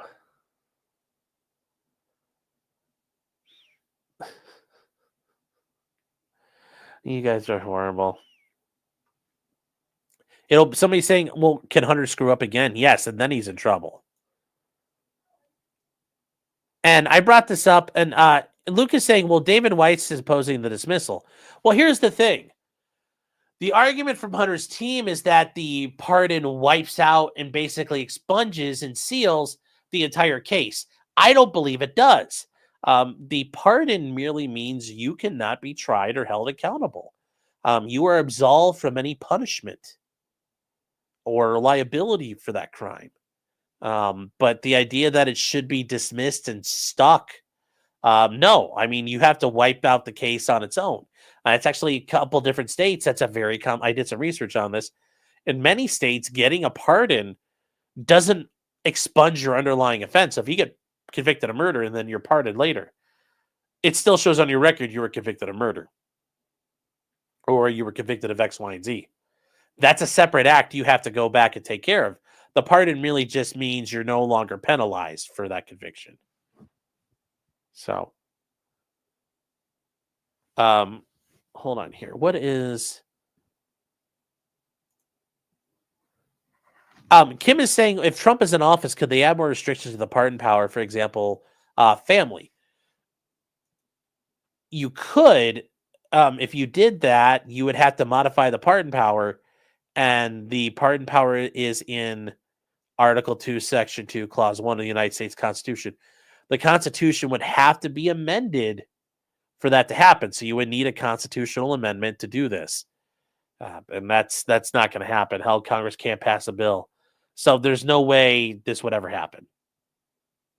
But that's the only way you could change it is by modifying the Constitution through amendments. Will Reed says Hunter could get another pardon. Yeah, for what he's done in the meantime.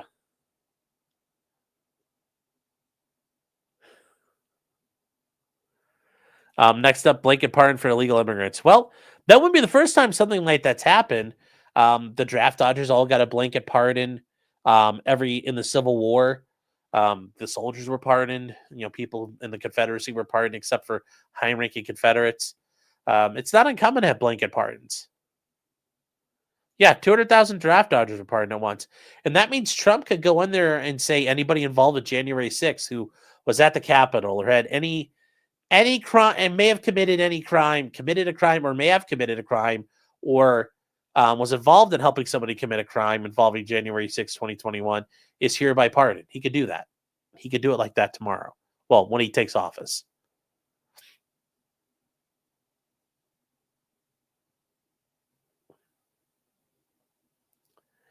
Dimitri Bell says, this is fun. This fun could investigate and ruin your opponents. and then pardon your goons. Well, the idea is if you're abusing the pardon power, you would get impeached. Because you can still be impeached. Like there are checks and balances. There are checks and balances. And remember, another thing is like Congress controls the purse string. So your goons won't be operating under federal authority if you don't have any money. There's a lot of different ways you can use this, and it can be used against a presidency. There's a back and forth. There's a back and forth. Golden Mongoose says that means Baked Alaska and Catboy Nick would get a pardon. Nick Fuentes. Wait, they're already Fed assets, so it doesn't matter. They're Feds anyway.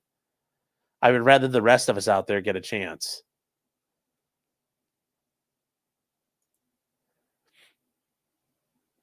Keopathic is saying, so if you committed a felony and then you got a pardon, would you be able to get your gun rights restored? Yes. A pardon is a full restoration. As long as there's no limitation, like a pardon could say, I give you a pardon that's full, but I will not, I'm issuing a pardon that says you don't get your guns back. Now, I don't know how well that would hold up in court. They might say it has to be a full pardon of a full restoration of your rights. I don't know if the president could be the person who says whether or not you get your rights restored like that. I would challenge it, but certainly he could try. And I think a good chance a court would probably agree with the president of limiting what you can do and not do. But yes, you should be able to get your stuff back. Bass Kicker is saying, Hunter got pardoned, but the illegal conduct is ongoing, such as the pay for play via Ukraine that is covered by the current pardon. Well, I mean, it's covered all the way up until January 1st, 2020, or December 1st, 2024. I'm assuming there's no more pay to play. That's all done. But get prepared. You're going to see like Joe Biden's brother is going to get a pardon. You're probably going to see Liz Cheney. The entire January 6th committee will get a pardon. Anthony Fauci. Everybody going to get a pardon. Everybody's going to get a pardon out here. It's going to happen, chat. It's going to happen. Be prepared for it. There's also the cop who shot Ashley Babbitt in the Capitol has allegedly gone around and asked for a pardon. Like a lot of people are going to get pardons. So remember, the pardons traditionally don't happen until the end, like in January. The reason why this happened now is because Hunter's due for a sentencing next week. And that's when everything happens for him. So Joe Biden jumped out in front of it and started working on that.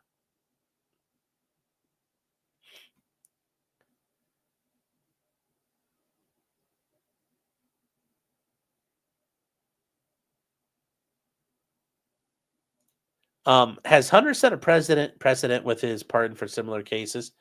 I mean, like I said, it doesn't. No.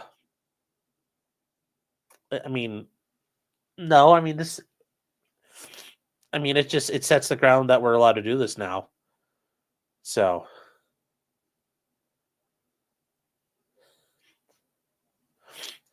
Petty F says, whose coke was at the White House? We still don't know. That was never proven. So, ShoeTube says, thoughts on Tucker's interview with Lavrov? Have not seen it yet, so I do not know. I do not know about it. Sorry.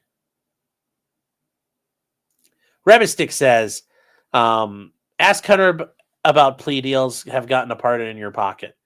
Yeah, he's got a pardon in his pocket. If he gets charged with a crime again, he gets to walk in, he slaps it on the table and say, I got a pardon, I'm out of here. And the court's going to have to go, yeah, you're out of here.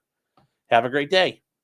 Now, that doesn't mean if Hunter is called to testify somewhere, he doesn't have to show up. So, he could still be held in contempt of Congress if he refuses to testify. And at that point, he's also immune. If he's been pardoned, he no longer has criminal liability. So remember, he's been excused for any and all crimes between 2014 and 2024. So they can grill him on that, and they can grill him for information. And then it becomes an issue of will they let him give out that information. And then you also have to remember Hunter is an idiot. He's like the Fredo of the Biden family. And the real son is dead. Now, have I seen what the judge in this has said about Hunter's case? Yes. And this is actually very interesting here. The judge involved in the tax case got really pissed off about things. But here, here's the thing. So the federal judge presiding over Hunter's tax case said these charges, he said it's bullshit. And he even suggested the sweeping pardon may have been defective. I don't think so. I don't believe it is. I don't believe that that's the case. I think it's entirely appropriate. The way Joe did it, you may not like it, but I think that that's what peak performance looks like. And so the judge here did an order with a notice of pardon in it. And if you go through here, he talks about it. He says, on December 1st, Hunter Biden provided notice that the president had issued a full and conditional pardon. Rather than providing a true and correct copy of the pardon with the notice, Biden provided a hyperlink to a White House press release presenting a statement regarding the pardon. Okay, well, I mean, that makes sense. Why not? For example, and this is the judge. He says, for example, saying Hunter was treated differently from others who were late paying their taxes because of serious addictions. And he says, implying that Mr. Biden was among those individuals who untimely paid his taxes due to addiction. He says, but Hunter wasn't. They say in his pretrial filings, Biden represented he was severely addicted to alcohol and drugs through May 2019. But they point out, the judge points out that Hunter admitted he was engaged in tax evasion after this period of addiction. So after he got clean by wrongfully deducting business expenses that he knew were personal. And then it says Hunter admitted that he had sufficient funds available to him to pay these taxes when they were due, but he did not make payments towards his liabilities well after he had regained his sobriety. And this is the judge just paraphrasing what the president said about no reasonable person looks at the facts can reach a conclusion that Hunter was singled out because he's the president's son.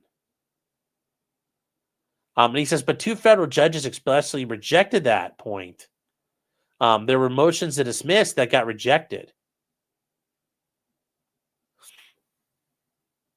And they say, in the president's estimation, his legion of federal civil servants, the undersigned counsel, are unreasonable people. And he says, in short, the press release is not a pardon. And if you guys weren't aware, this is a Trump-appointed attorney. He says, although he attached a copy of the pardon, that copy is not substantiated by an authentication declaration. And so the court is left to assume it is a true and correct copy of the clemency warrant, which is what a pardon is. It's a warrant for clemency. A clemency can be a partial where you're just a commutation, or it can be the pardon. Hunter declares that he accepted the pardon, and on that basis, he insists the court must dismiss the indictment and adjourn all future proceedings. And I think that it's true. You got to.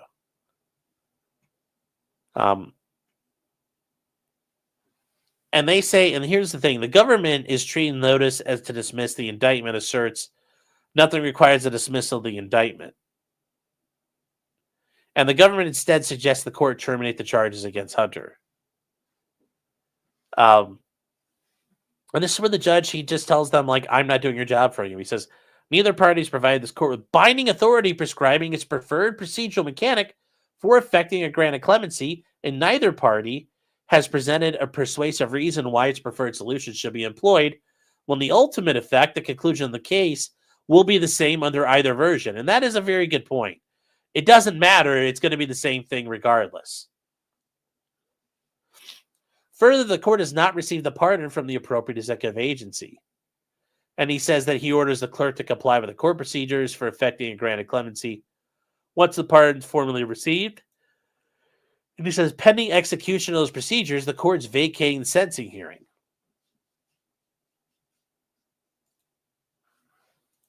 And he says, subject to the following discussion, the court assumes the pardon is effective and will dispose of the case. The Supreme Court has long recognized that, notwithstanding its limited nature, the pardon power extends only to past offenses.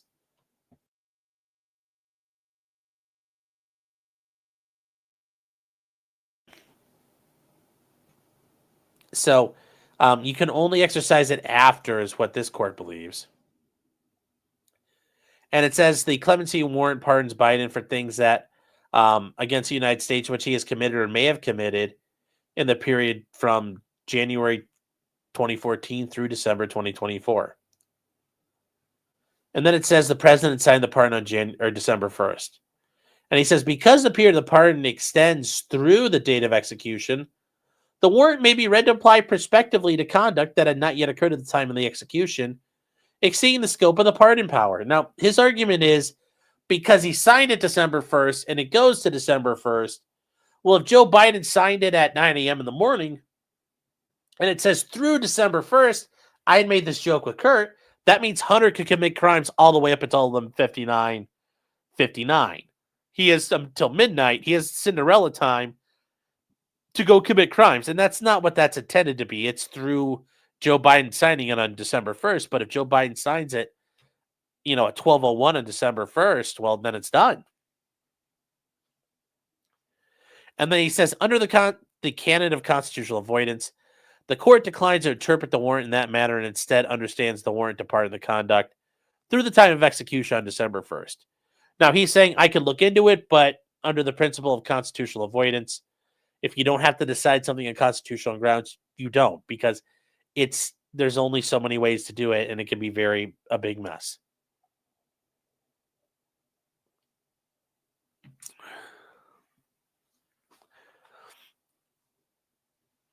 And they also point out a comment here that's saying courts should construe ambiguous laws consistently with the Constitution. And he says, to the extent the pardon encompasses the prospective conduct, the court deems the prospective component of the pardon severable from the component that demands the termination of this proceeding. And he says, the warrant explicitly brings charges in this action within the ambit of the pardon, indicating the presidential intent for the pardon to apply to this case, even if it's unconstitutional in other respects. So, you might, let's say the Supreme Court would argue, you have to specify the crimes. Well, he did specify 2 sets of crimes because he identified anything in these cases. So his criminal cases will go away regardless of what happens. And this is from the judge. Now, I don't agree with the Politico here. This wasn't scathing, and this wasn't a massive slam. I hate when you see those clickbait shit and things there. So, yeah. Jefferson Post says, how often do Allen pleas, I mean Alfred pleas, come up? They come up once in a while.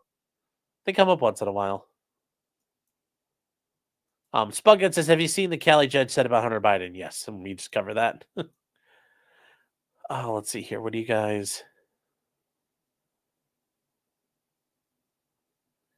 Alex Jones needs a pardon. A lot of people need pardons. So... let's see here. Excuse me.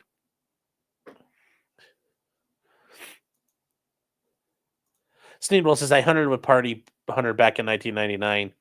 It was sick. We did what was called a Parmigiano Reggiano. Jeez.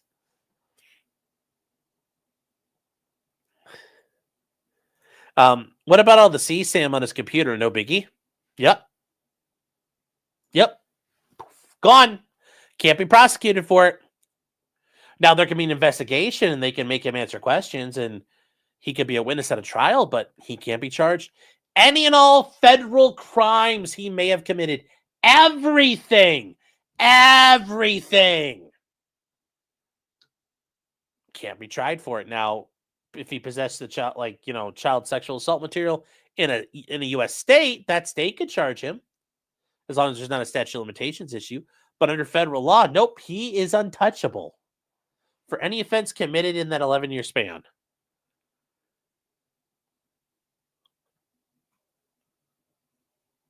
So is CP automatically federal? No, many states will prosecute you. I mean, every state will prosecute you for cheese pizza as well.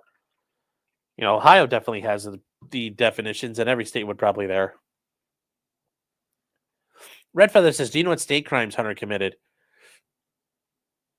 I don't know. I mean, similar things there. I'll draw out drug use. Jim is saying, What about the cop who shot Babbitt demanding a pardon? Is that extortion? No. There's maximizing what you got going for you, so you hold it to him and you see if it'll work in your behest. Hold on, chat. 1 second here. Looking for something.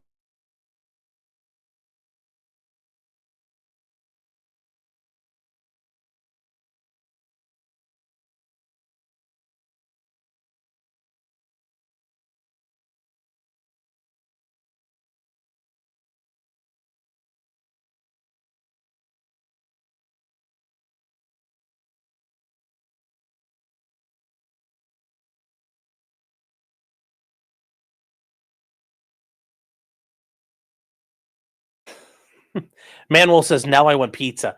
We're not talking about that kind of pizza, chat. We're not talking about that kind of pizza. So no, I kicked my slipper. I kicked my I don't know if you call it a moccasin or slipper off. I couldn't find it. I was like, where the hell did it go? So ShoeTube says, I know a lot of people want Hunter to go down. Do you think it happened via states, realistically, illegally? No. And the issue is not Hunter going down. It's using Hunter to go after other people. Hunter's the bag man. Hunter's the dumb guy at the bottom you use to get to everybody above him. So Biden's going to pardon himself. I'm sure he will. I think he will. I think he's going to do it, which at that point kind of takes all the sting out of Trump doing it. Did Clyde run off of my shoes? No, he did not.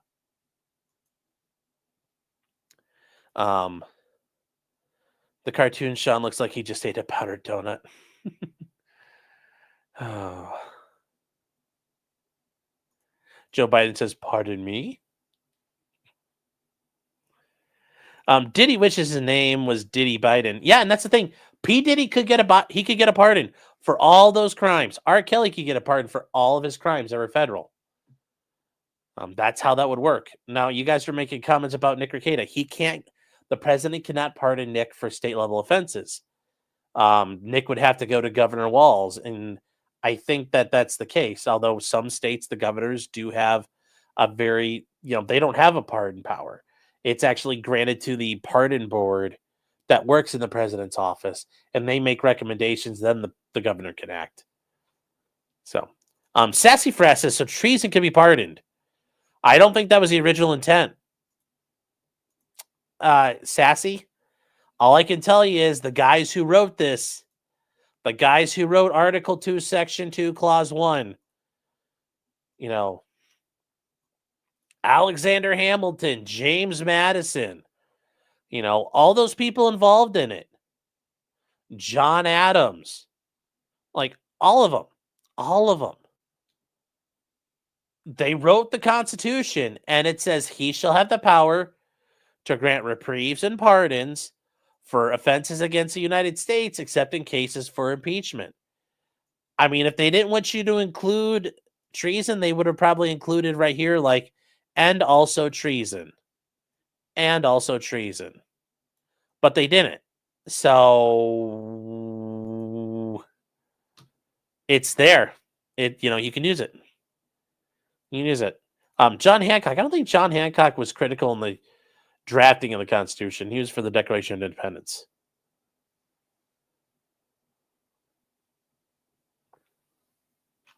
So that is part of the issue here. Name of some sort saying, wasn't John Adams in England during the time? Well, I know he was there like back in 1785, but I think he came back at the time where like they were working on the ratification. So I forget. So regardless though, yes, you can be pardoned for treason. I could take a nuclear missile and hand it over to the Chinese government. I can get a pardon for that. You could walk onto a military installation or federal property and light a bus full of orphans on fire and kill them all. I can get a pardon for that. So it can happen. Abel is saying, when are we going to do a Rumble 2A stream? That'll be this weekend. I'm working on I'm going to start arranging stuff there. People are able to show up. And if it's not, it's just me. I'll do it on my own. But we'll be playing with stuff. So, yeah, guys, the pardon power is a plenary power. It's a bitch. It's a real thing, man. It ain't no joke. Ain't no joke. Ain't no joke. Let's see here. Sorry, chat. Trying to get rid of some stuff here.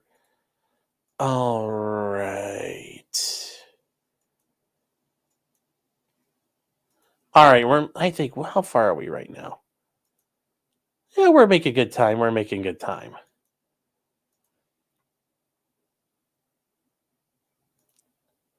Trump pardoned that rotten rat dink vermin Jonathan Pollard instead of Snowden or Assange. Yeah, well, that was a really bad pardon. Jonathan Pollard was an Israeli spy, and he got pardoned. Jay says, how about Hunter's art/money laundering scheme? He's not done fucking up. It can only be from January 2nd forward. Or I'm sorry, December 2nd forward. So he's only been doing it for the 2nd, the 3rd, the 4th, the 5th. He's only been you only have 4 days of evidence you can use against him. 4 days of criminal act and liability. So that's where things are right now.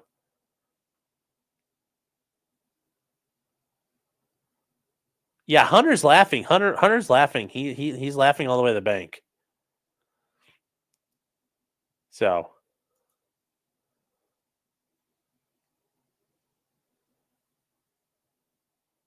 ShootTube says he's a lot of info, chance of him being forced to speak. So here's the deal. Hunter could be subpoenaed before Congress.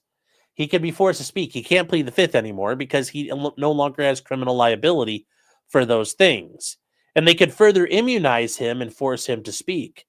And at that point, if he doesn't speak, he'd be held in contempt of Congress and would be subject to, jail time or prison time, which would not be covered by the pardon.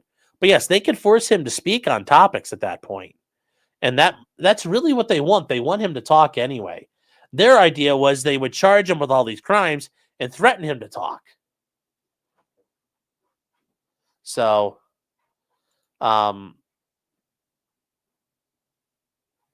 that's kind of the issue there. Red Feather says, I wonder if he knew that. But here's the thing, guys. Remember, at the end of the day, nothing's going to happen. Nobody's ever going to jail with this stuff. We all think something, remember, we all think, oh, something's going to happen. Nothing's going to happen. You know what I mean? The swamp is still going to be here in 4 years.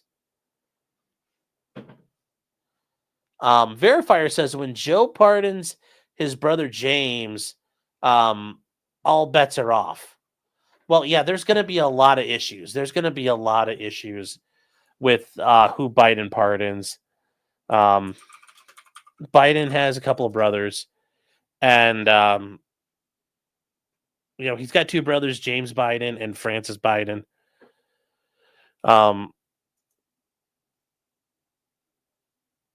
He's got a couple, his brothers were involved in,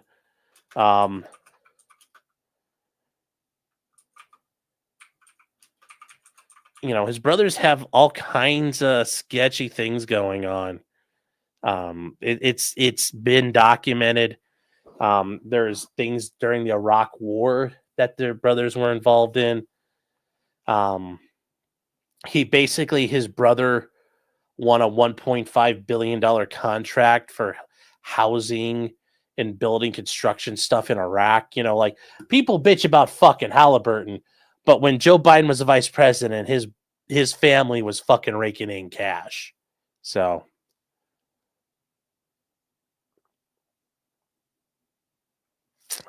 J-Rock says Joe and Jill won't pardon anyone who kicked them off the ticket. You're right, but I think they might pardon people who might turn around and finger them.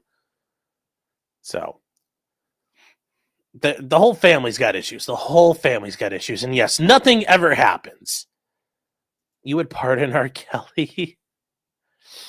That'd be rough. That would be rough. Oh. All right, chat. Now we're moving on to. We are moving on to the Tuah girl.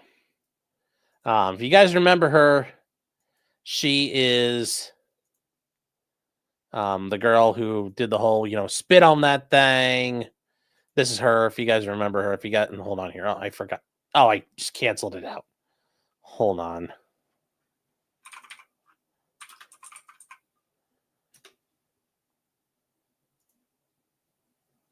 Where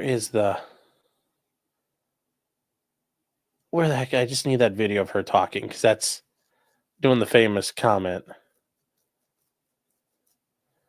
Where the heck?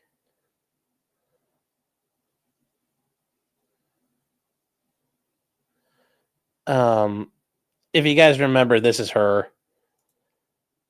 This is her, the Tuah girl. She's like, spit on that thing. And she talks, that's the thing she's famous for is, talking about putting a wiener in her mouth. That's her funny thing there.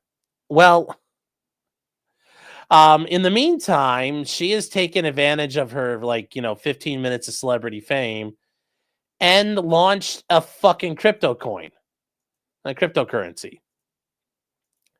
And literally, it literally was like a real fucking thing. A real fucking thing. And just like, if you guys don't understand, this is the market for it.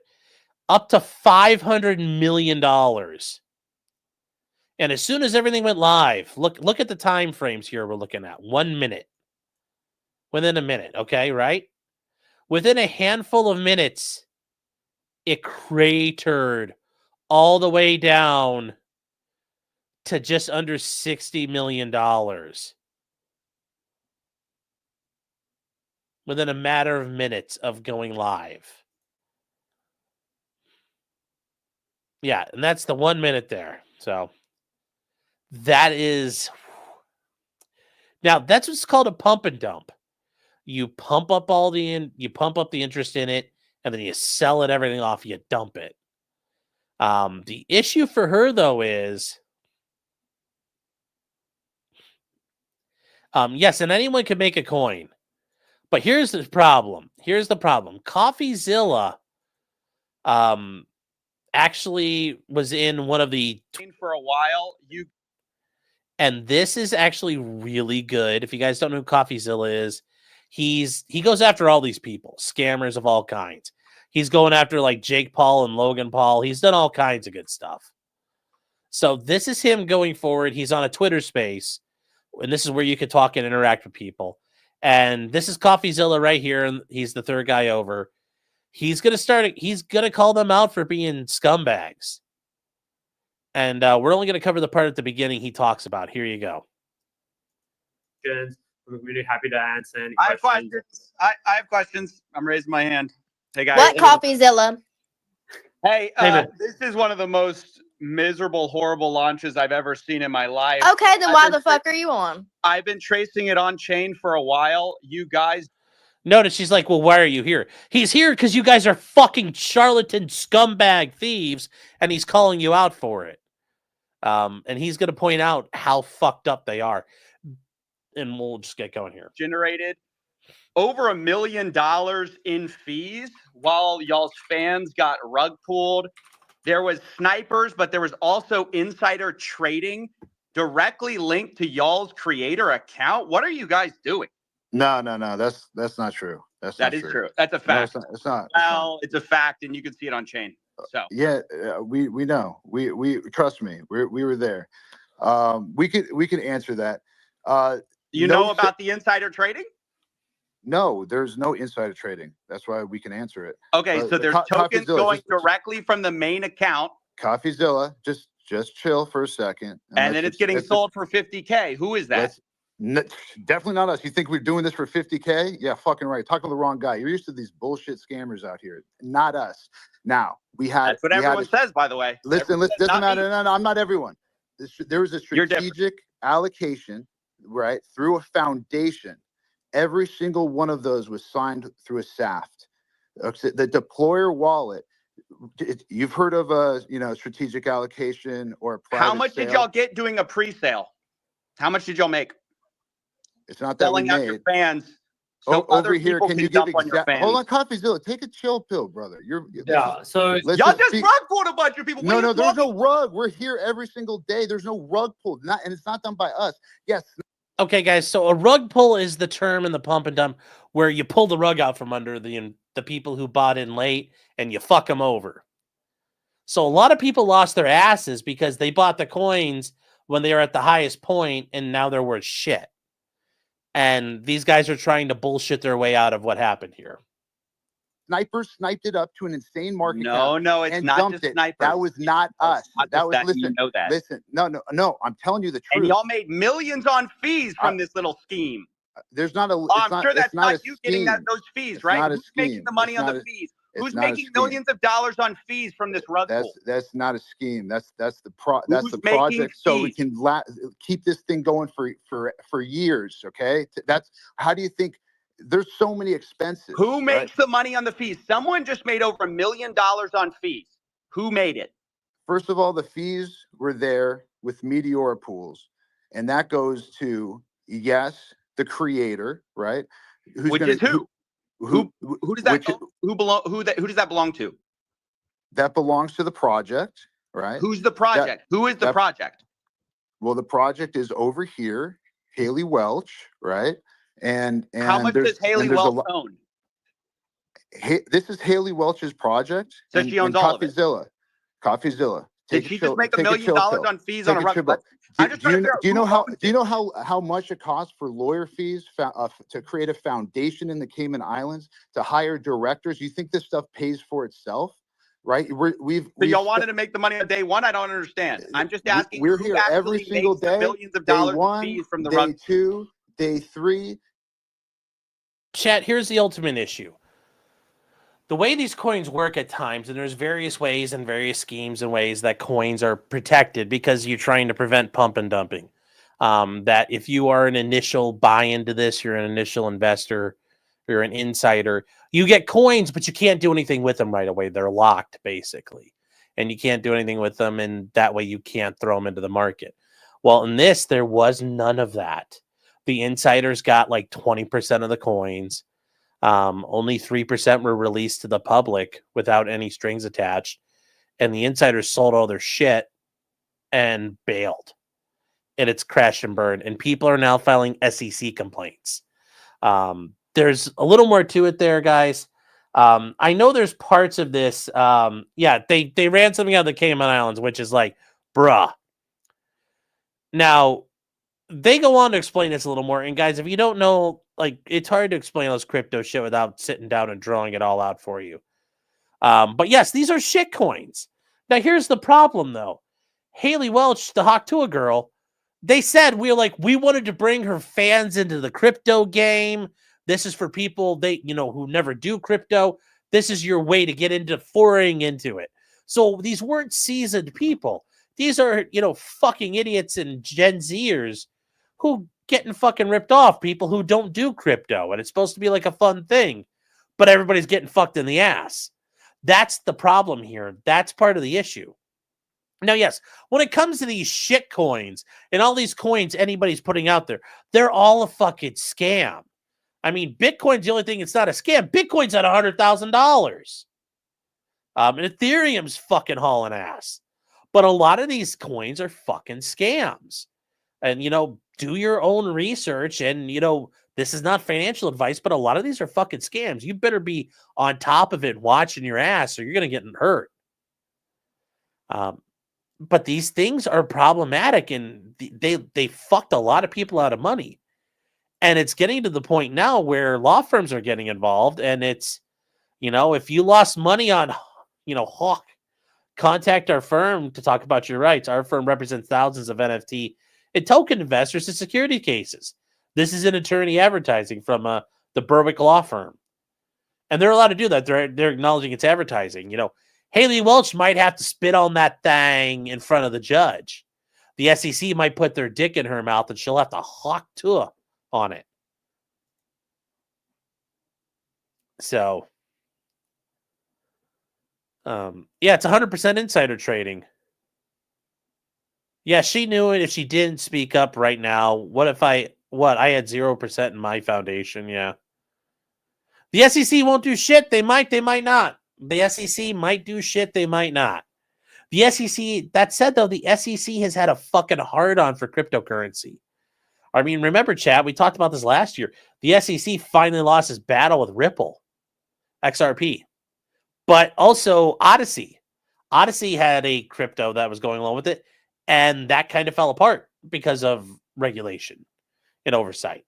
So, yes, the government fucking hates crypto. They want their own crypto to be the only one that's there. Bring out the whiteboard. I am not competent enough to bring out the whiteboard. AD says, so what is a crime? Fraud. You entice people in and then you trick them and then you dump it on them. So basically, if you've ever watched Boiler Room, like pump and dumping stocks, you pump it up and you sell it to a bunch of people, and then you're hiding in the background holding on to a bunch of them, and you sell everything and fucking crash it knowing it's bullshit. That's pump and dump. So it's illegal. It's fraud. It's manipulation. You're not allowed to do it. Do I know for red yarn? No. Shinobu says you're not supposed to get rich from Bitcoin. I understand that. But yes, do your homework, chat. Do your homework. Yes, gas fees on Ethereum are a scam. Yeah, they are. CoffeeZilla will get you. Yeah, CoffeeZilla is great, man. He gets his shit right. He gets his shit right. Although, chat, one coin that's never in trouble, Clyde Coin. Clyde Coin to the moon, chat. To the moon.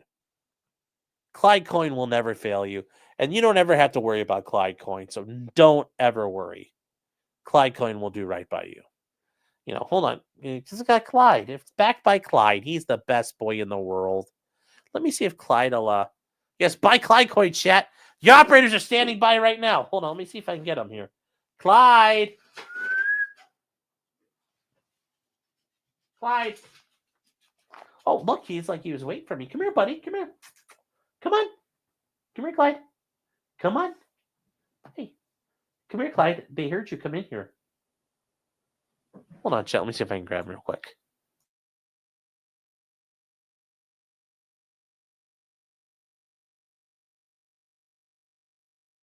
Come here, Clyde. Come on. Come on. Come here, buddy. Come on. Oh, hi, puppy. Oh, yes, he came, chat, talking about cryptos. He's like, buy my coins, please.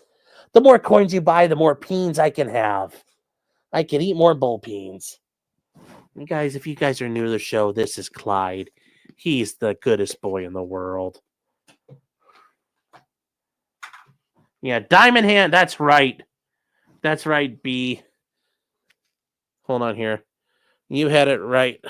Clyde is a lion. Yes, he is. Diamond Hand that shit. Right, chat. Here you go. Look, get the doggy ASMR. Here you go, Papa. Anyways, buddy, look up here. Show the crowd your face. Look at him. He's such a good boy. Mwah. He's like, no. It's like I'm saving for the audience. Mwah. Hi, Bubba. You're such a good boy. Buy Clyde Coin, chat. But that's right. Diamond Hands, chat. Diamond Hands. No paper hands here. Iron hands, chat. You don't fold. You hodl. Hodl. Hold on for dear life, chat. Hi, bud. I'm going to put you down, okay? I got to finish this up. But yes, now normally these crypto things don't get caught. But the way you do stuff, if you fuck around with it enough, like insider trading will get the SEC involved. But yes, these are all scams, just like Dogecoin, the Dogelon, like all that stuff. It's all scams. It's all gambling. You're trying to get out before it hits big. All that stuff is a joke. You just got to be prepared for it. Lady Lamone says, hi, Clyde. Yes, he's a good boy. Thank you for saying hi to Clyde. Ron says, give me a decent photo of that critter. I got one for you. I'll send it to you. Clyde's in his OF pose.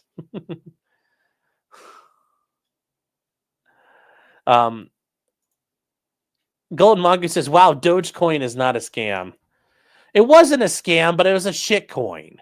Okay. Just like Shiba coin was. Like, that's the one. I made like $1,500 on Sheeb back in the day. Like, all that stuff. It's all just pissing away money. JRX says, just buy semiconductor stocks. That's not as fun. It's not as fun. You don't get to live and die in the street. Like, you know, that's slow paced. You got to live in the fast lane. Pump and dumps used to be fun. A whale announced it on Twitter or Reddit and set a date range, and we would play chicken with it. Yes, that would. Yeah, that's true. There's all kinds of ones. There's all kinds of them out there. That said, though, chat, you know, the thing is, you know, when it comes to, like, you know, cryptocurrency, Bitcoin's at $100,000. I've said this before in chat. I've said this before on the show. I remember in 2008, like towards the end of my, like in the winter, like the beginning of 2008, I had mined Bitcoin on my shitty Dell PC, my desktop that I was using. I was playing like Counter-Strike 1.6 on, and that was barely running Half-Life 2. It was like, oh my God, I think I almost lit on fire trying to run it. I bought pizza and like a 12-pack of beer. And we were a couple of my friends and I were hanging out, and we had pizza and had beer. I paid for it in Bitcoin. I forget how many Bitcoins it was, but just think, like, if I had those now, they'd be worth like $1 gajillion. And then I also, you know, at the time, all my information about the wallet I had, because I still had more Bitcoins. That was back when you could still mine them relatively easily. I probably had a lot of them in a wallet. And, you know, the computer basically burned up on me one day. And I was like, okay, whatever. And then, you know, the computer died in like 2009. Or no, it was 2010, I think. But I had been, you know, no, it's 2009. I was in law school and it finally died on me. And I was like, yeah, fuck it. Whatever, it's gone. And that was still, Bitcoin was worth shit. And I don't remember any of the information to get my wallet. I don't know any of the information to get the wallet. And the wallet probably has a bunch of coins on it still. And at $100,000 per, holy shit, there's a lot of money. There's a lot of money there. It's gone. Gone. Makes you want to vomit at times. Philip Smith says by 2011 you couldn't find a GPU. Yeah.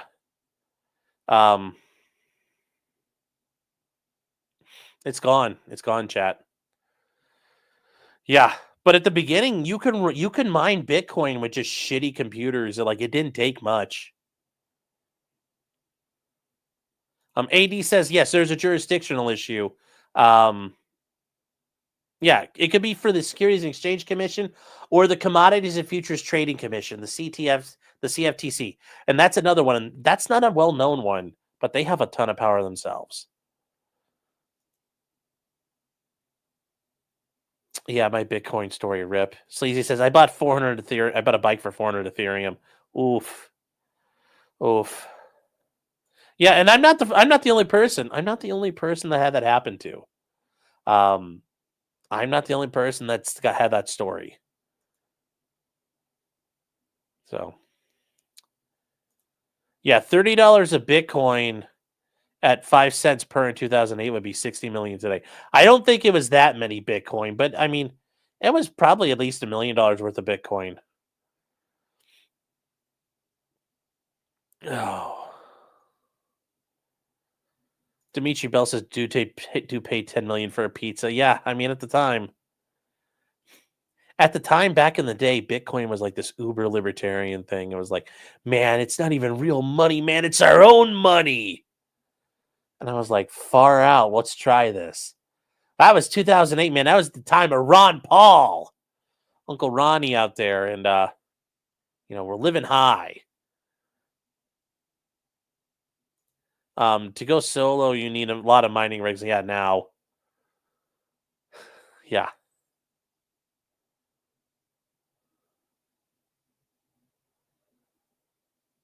So Bitcoin isn't currency anymore. I know, but initially it was. I was mining while in the U.S. in the Air Force. That hard drive's gone. That sucks. Yeah, you can't mine Bitcoins anymore. They're maxed out. Yes, but back in the day, that wasn't a thing. Like it was like there were a gajillion Bitcoins. You could get it all. Nevada says, who was taking Bitcoin for pizza back in 2007? One of the places in town was like they were trying it out, like because it was a currency. It was a form of currency. They didn't. I don't think they kept doing it forever. They tried it for a little while, but I mean, it worked. So,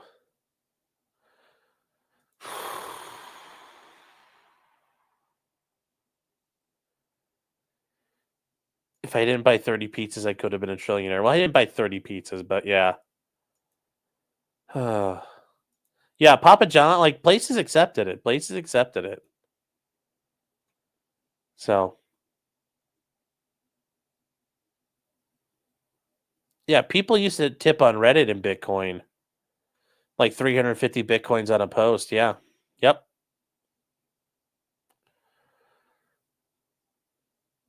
I know. I don't feel bad. I'm just like, those are the days you're just like, oh, sucks. Anyway, we're going to keep moving, chat. We're going to keep moving. The Hawk Tuah girl, yeah, I mean, she kind of just, not a surprise. She's just got involved in some dumb bullshit. So, moving on now. Australia, mate. Good day. Australia's passed a social media ban for children under the age of 16, which,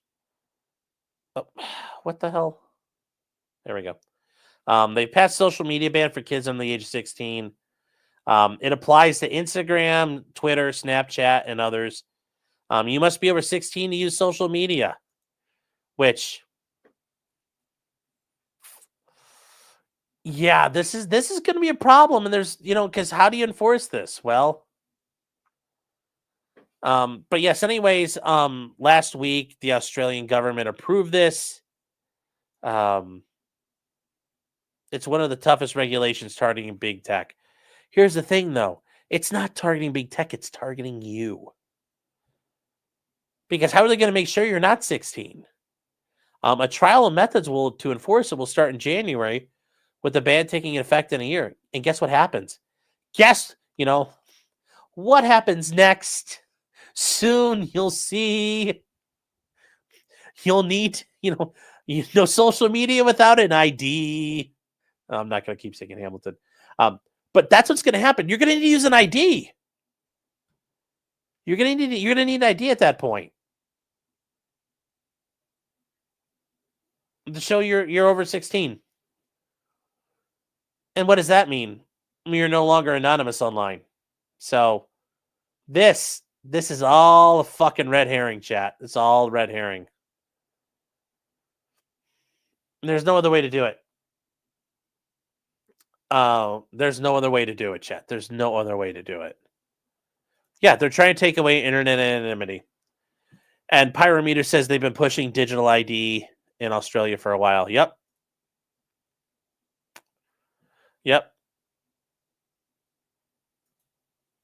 Yes, Brewberry is right. They can access gender transitioning care, but they can't access Twitter. Oh. Let's see here. Who just made a comment here? Fallen Preacher says, cool, the companies have to be held responsible when the IDs get leaked to hackers. No. You think that's going to happen? Oh, my sweet summer child. Nothing's going to happen to them. They're going to be fine. They're going to be fine. They're going to be exempted from any liability there. They're going to be exempted. I mean, that was hilarious. You made me laugh. Oh. So, anyways, the social media minimum age bill sets the test case for the growing number of governments which have legislators said they plan to legislate an age restriction. Countries including France and some U.S. states have passed laws that restrict access for minors without a parent's permission, but the Australian ban is absolute. And they say a full 14 and under ban in Florida is being challenged on free speech grounds, and it's going to lose. That it is curtailing speech. The ban faced opposition from privacy advocates because they know what's happening. It's going to be about IDs. And some child rights groups, but 77% of the population wanted it, according to the latest polls. Hopefully, that's bullshit, but if they really did want it, fucking A, man. Cuckstralia. And I'm not saying those of you here in the chat, but I'm just saying in general, man. That's just not good. It's just not good. Okay, so domestic media backed the ban led by Rupert Murdoch's News Corp with a campaign called Let Them Be Kids. Well, you're cutting their dicks off if you're not letting them on Twitter, so I don't see how that works. The ban could strain Australia's relationship with its key ally, the United States. Yep. Where Elon Musk said this is a backdoor way to control access to the internet by all Australians. Yeah, it is.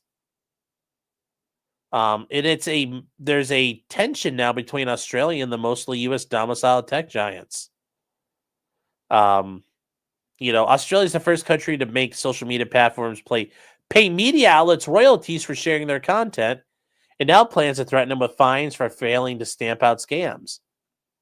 And this is a big one, chat, making them pay media outlets royalties for using their stuff. That's costing money. That's costing money. Imagine if they had to do that here. That would be they wouldn't make any fucking money at that point. So there's all kinds of problems here.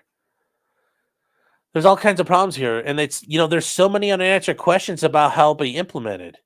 And it's a 12-month implementation period to help develop a approach that balances privacy, safety, and practicality. Okay, which ain't gonna fucking do nothing. So, but there's all kinds of nonsense here. But yes, this is going to lead to a heightened collection of personal data, clearing the path for digital identification, state-based state surveillance. Yes. And they said there was a change, though. The platforms must offer an alternative, making users upload identification documents. There's going to be no other way to do this. There will be no other way to make this happen. That's the only way this is going to work. This is the only way this is going to work. This is the only way it's going to work. There's no other way to do this.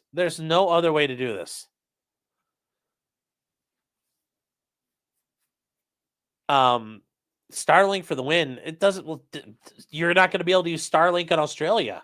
Like, you're going to have to get it there. They would ban you from using that if they can't control it. So there you go.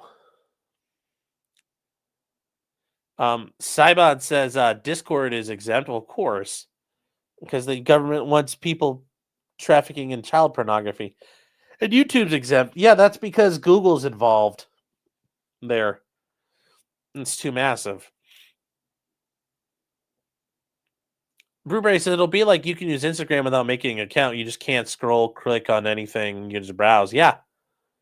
Mm-hmm. Yep. That's going to be it.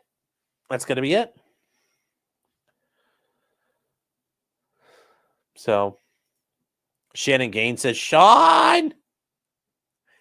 Name of some sort says, what about VPNs? And no, I'm not sponsored by NordVPN.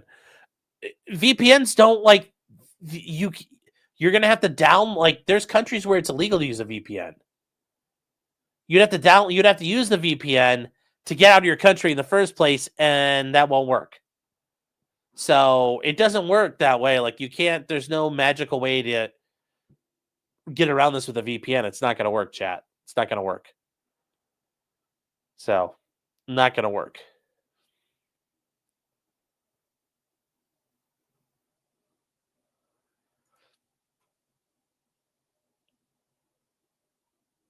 But you get all these other people here who are like, putting an age limit on this will give control back to parents. And it's an anti-bullying advocate whose son took his life in 2009 following social media bullying. And I still think Tyler, the creator's got really when it comes to online bullying, really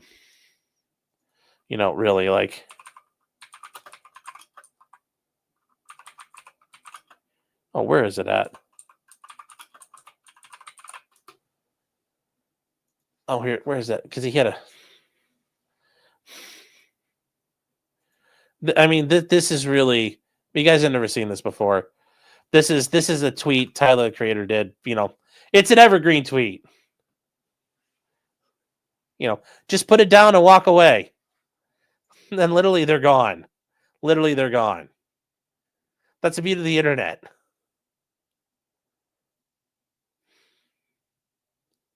So, but yeah, there's just this doesn't end in a way that's helpful to anybody. So,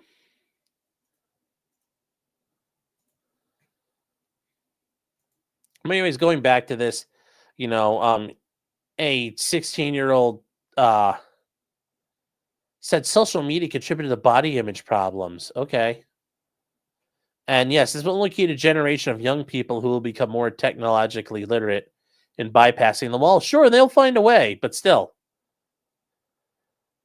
it's going to be ridiculous. Also, if you didn't know, apparently, it's $1 equals 1.5394 Australian dollar doodles. So there you go, chat. That's kind of where we are with things.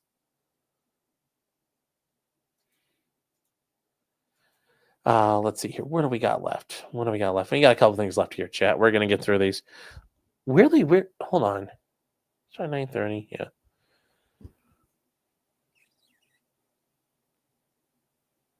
Actually, we are going to finish on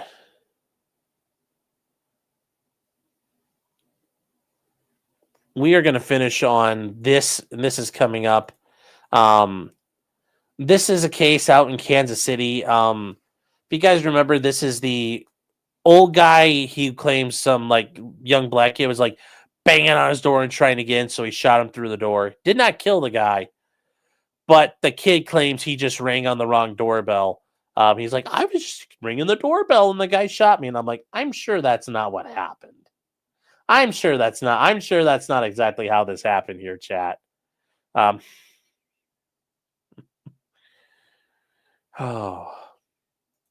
So this is Ralph Yarl. He got shot in the head and the arm. So anyway, the prosecution of the 86-year-old guy is going to go forward, and they determined that the guy is fit. So the results of the evaluation were not made public, but if the case is going forward, obviously he's not got a competency issue. So, but anyways, his attorney filed a motion to request a mental health exam, citing his weight loss, memory issues, and confusion. And yes, he was charged with one count of felony assault for shooting at Ralph Yarl, who was 17, and he claims he went to the wrong house to pick up his younger siblings. And he claims after just ringing the doorbell and saying, "Hello, Mr. White Man, I'm just looking for my brother." Bam! He shot me. Yarl was shot in the head and arm. He survived with serious injuries and possible long-term brain issues.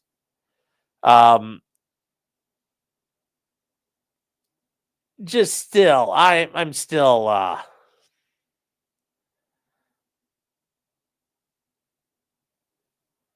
yeah. So anyway, he claims that the guy shot through a locked glass storm door after answering the doorbell and seeing the kid pulling on the door handle. And it says, according to the probable cause document, he also told the police he didn't exchange words with the kid before he fired. Yeah.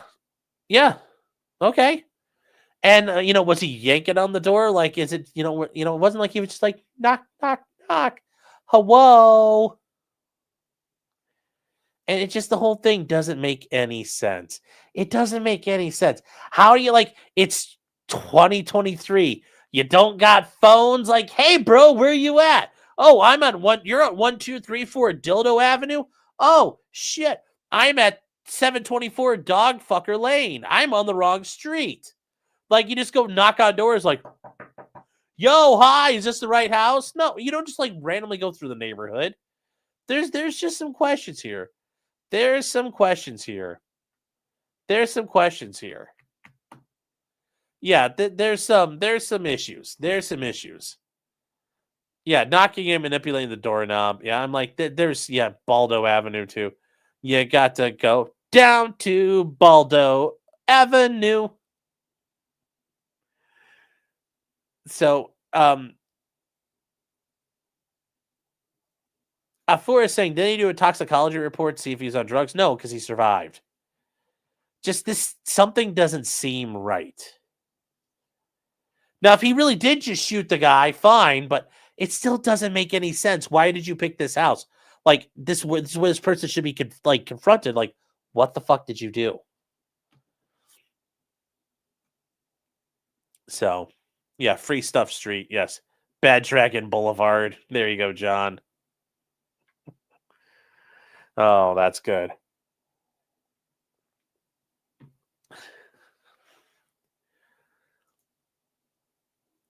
Trixie is concerned about me. Which state is this? Missouri. It's in Missouri. So, anyway, the old guy who's 86 says he was scared to death due to his boy's size. The teen's family says he was 5'8" and was 140 pounds. 5'8's tall. Yarl said he never pulled on Lester's door, according to the documents. He said he rang the doorbell and stood there while a guy came out and shot him in the head. So the man opened the door and shot him in the head. The guy says he shot through the door. This doesn't...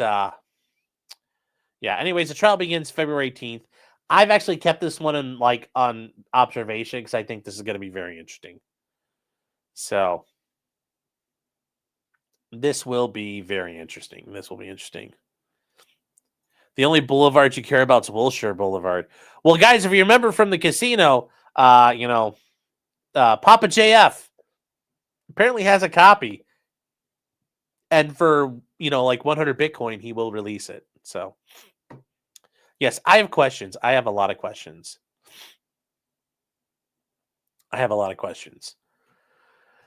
So, guys, we were going to go through the Trump stuff. His motion to dismiss. It's 70 pages. We don't have the time for that tonight. And also, I'm going to talk about this real quick. This is a thing out in Britain. In Canada, they have made the MAID, the suicide organization in their government. They are looking to do that in Britain. In the House of Commons, it's up for a vote. And they are looking to do. I want to go through this a little bit more, because it's multiple pages long. But they are looking to do, basically what they do in Canada, where they're going to start doing government-assisted suicide. And it's Yep. So. They canceled the heating allowance, but the old people aren't dying quick enough. Yes, that's true. So we need to get into that more, chat. We're gonna have to work on that. Yes. So, anyways, we got some super chats to catch up on other things here. Mr. Squiggles says for $2, I guess my rates are going up this year. I think he's talking about the Hitman thing. Joe Strickland says his bare face is on video and DNA from the drink and the food he ate. Yep. The shooter did a lot of dumb stuff. EDW Raptor says thoughts and copays. Hunch the Dirty Roofer is saying the difference between the professional and amateur. The Seth Rich murder was professional. This was an amateur. Yes. Very true. Isaac Baruch's wholesome gabagool art says it was the notorious bum Sammy Hyde. How can he keep getting away with this? He can't keep getting away with this. Let's go, Brandon. How are you doing, Brandon? Oh no, that's Kamala euthanizing the squirrel. Oh no, that's a sad thumbnail. Says, I would just like to raise this, and I know nothing about this. They pulled back heavily starting 3 weeks ago Cops, SWAT, special forces think it's connected.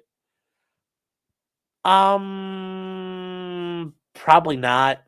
Probably not. But I understand what you're getting at. Luke is bringing this up in the Young Thug trial of the original 6 that pled out that we were watching and we know of. The highest sentence they have out of the 6 was Marquavius Huey. He got 9 years. You know, considering they were going to put these guys away for like 1,000,000 years, it's still not bad. Still not bad. Nick, once again, Nick Starro, thank you for being here. Yeah. If Thug hadn't taken the plea, we'd still be in trial. Yes. J-Rock says, when it comes to pardons, what about hacking Aaron's computer? Or unauthorized access to computer files? Yeah. Can't get a pardon for that. J-Rock says, what about the transportation of baldos across state lines? And then Scarebro says, I consider what foreign officials knew of these, and this going to Hunter Biden, knew of these activities and how that knowledge has shaped foreign policy on certain wars in that region. Yeah. Yep. Ammo's currency for $2 says Don the Pleb and Matt Hoover over at CRS are innocent men. Yes. And hopefully Trump does pardon the January 6ers and Don the Pleb gets a pardon, which would be dope. Absolutely dope. Federal Agent 47 for $5 Singapore dollars says, so is this going to lead to all future presidents just pardoning everyone in their cabinet on the last day? I kind of get the feeling that's where we're going now with all the lawfare, which really turns us into like some shittier countries where they basically exonerate everybody before they leave or pardon them before they leave. And Joe Loy for £5 sterling, the King Sterling, says, well, if the world goes to pot, and that doesn't mean like pot, that means like a poopy pot, like a chamber pot. If you guys didn't know, there's always Clyde Coin. Yes, there is. Off der Mond, chat, to the moon. Shade Chaser over on Rumble is saying, Canada loves encouraging the people to decrease the population. Yeah. Yes. And then Prey times 12 says, Sean, Trump pardoned Bannon. What happened to that? Yeah, he did. And they went after him for other stuff. So that's kind of where Bannon is right now. Unknown Hero says she's going to need to talk to an attorney. Yes. Yep. Wrestler Town for $2 says, like the stream to spit. Yes. Malcolm Combs says 5'8" is manlet territory. I'm 5'7", dude. Come on now. Come on. That's not cool. That's not cool. And anyway, chat, we also don't want to forget our sponsors tonight. We have the dragonstreasure.com, a haven for tea and anime lovers. Guys, use the promo code criminal. You get 10% off all of your teas, your soaps, and your coffees. It's getting cold out there, chat. This week, like, courts in my area have been like snowed out almost 3 of the 4 days so far. Some places every day have been snowed out. So, when it's getting cold out there, get all cuddly, put your slippers on, get a blanket, and wrap yourself up and have some nice hot tea or even a nice cup of coffee. You don't really want a nice hot bar of soap because that'd just be all messy, but I guess you really wanted to, you could. But yes, take advantage of it during the winter. Promo code criminal, 10% off. And then we also have another sponsor of the show, friend of the show. You know them, you love them. MAF Corporation, MAF-arms.com, your premier wind chime dealer in Central Florida. Using the promo code POTCRIM, gets you 10% off all your wind chimes and wind chime accessories. And guys, remember, it's Matt from Fudbusters. So show them some love over there, and you too can build your wind chimes. And chat, last but not least, we have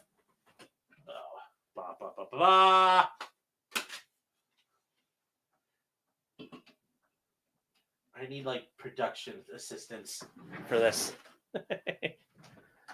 And we have Stoney's Bar and Grill at 158 East Broadway Street in Rockville, Minnesota, chat. In Rockville, Minnesota. Stoney's is your place to go. It's Thursday night. You know what that means, chat. You know what that means. It's $2 cans. It's home of the $2 cans, chat. That's where it's at. That's where it goes. And remember, as always, every Sunday, they got the Vikings on. You can do your happy hour there. But also remember, on December 14th, there is a party bringing toys to be donated for kids in need. And then what else we got here? Well, chat, that is really kind of their biggest stuff right now that they have out there. But remember, it's $2 cans. Stoney's is closing soon. It's Thursday. They do close at midnight. So it's right now 11:20. You still got time to head over there. Enjoy a cold beer on the patio. You know, I heard Aaron might be there tonight. If you want to get in a quick game of Naked Twister, if you catch them before they close out, last call, he's your man. You heard it here, chat. So if you're in the Rockville area, there'll be an Aaron sighting at Stoney's. Like I said, he's ready for that Naked Twister, chat. He wants to come out there and he wants to really bump and grind. So that's at Stoney's, celebrating 30 years, chat. So Garrett says, what kind of toys? I don't know yet. Jarex says, Aaron is the Naked Twister champion. Yes. Been there, done, says Naked Twister. Yeah. Aaron's had a lot of experience with that.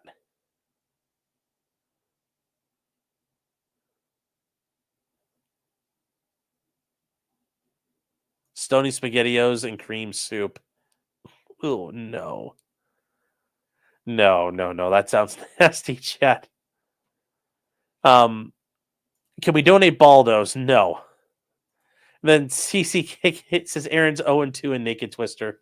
Hey, you know what? He likes to try. He likes the competition. And he always likes it when he goes, ooh, I guess I have to bend over.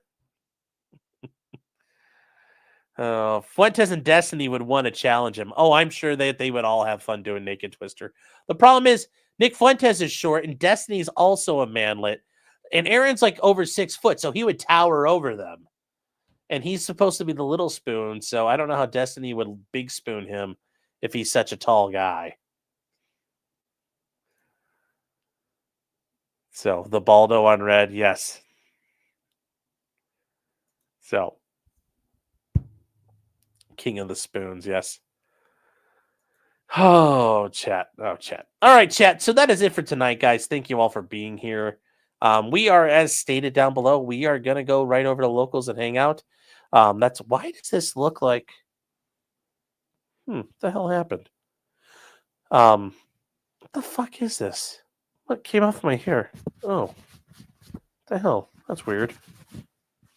Is that just like fucking no, it's like fucking dog hair and shit. Huh. I didn't see that before. That's weird. Oh well, whatever. Destiny shot his shot. Well, somebody shot their shot on Destiny's mouth. So I'm just saying. All right, chat. So I'm shedding my human skin. Yeah, I don't know. It's not Coke, I promise. So, chat, with that said, thank you all for being here.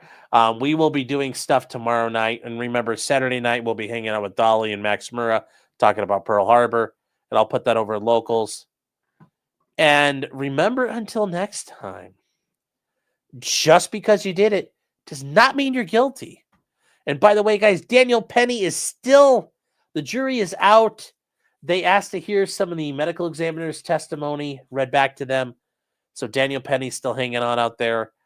Daniel Penny, good luck, man. Hope you bring home the 2-word verdict tomorrow, so you get to go home and enjoy your weekend. So, in the meantime, guys, take care, and I will see you tomorrow. Good night, chat.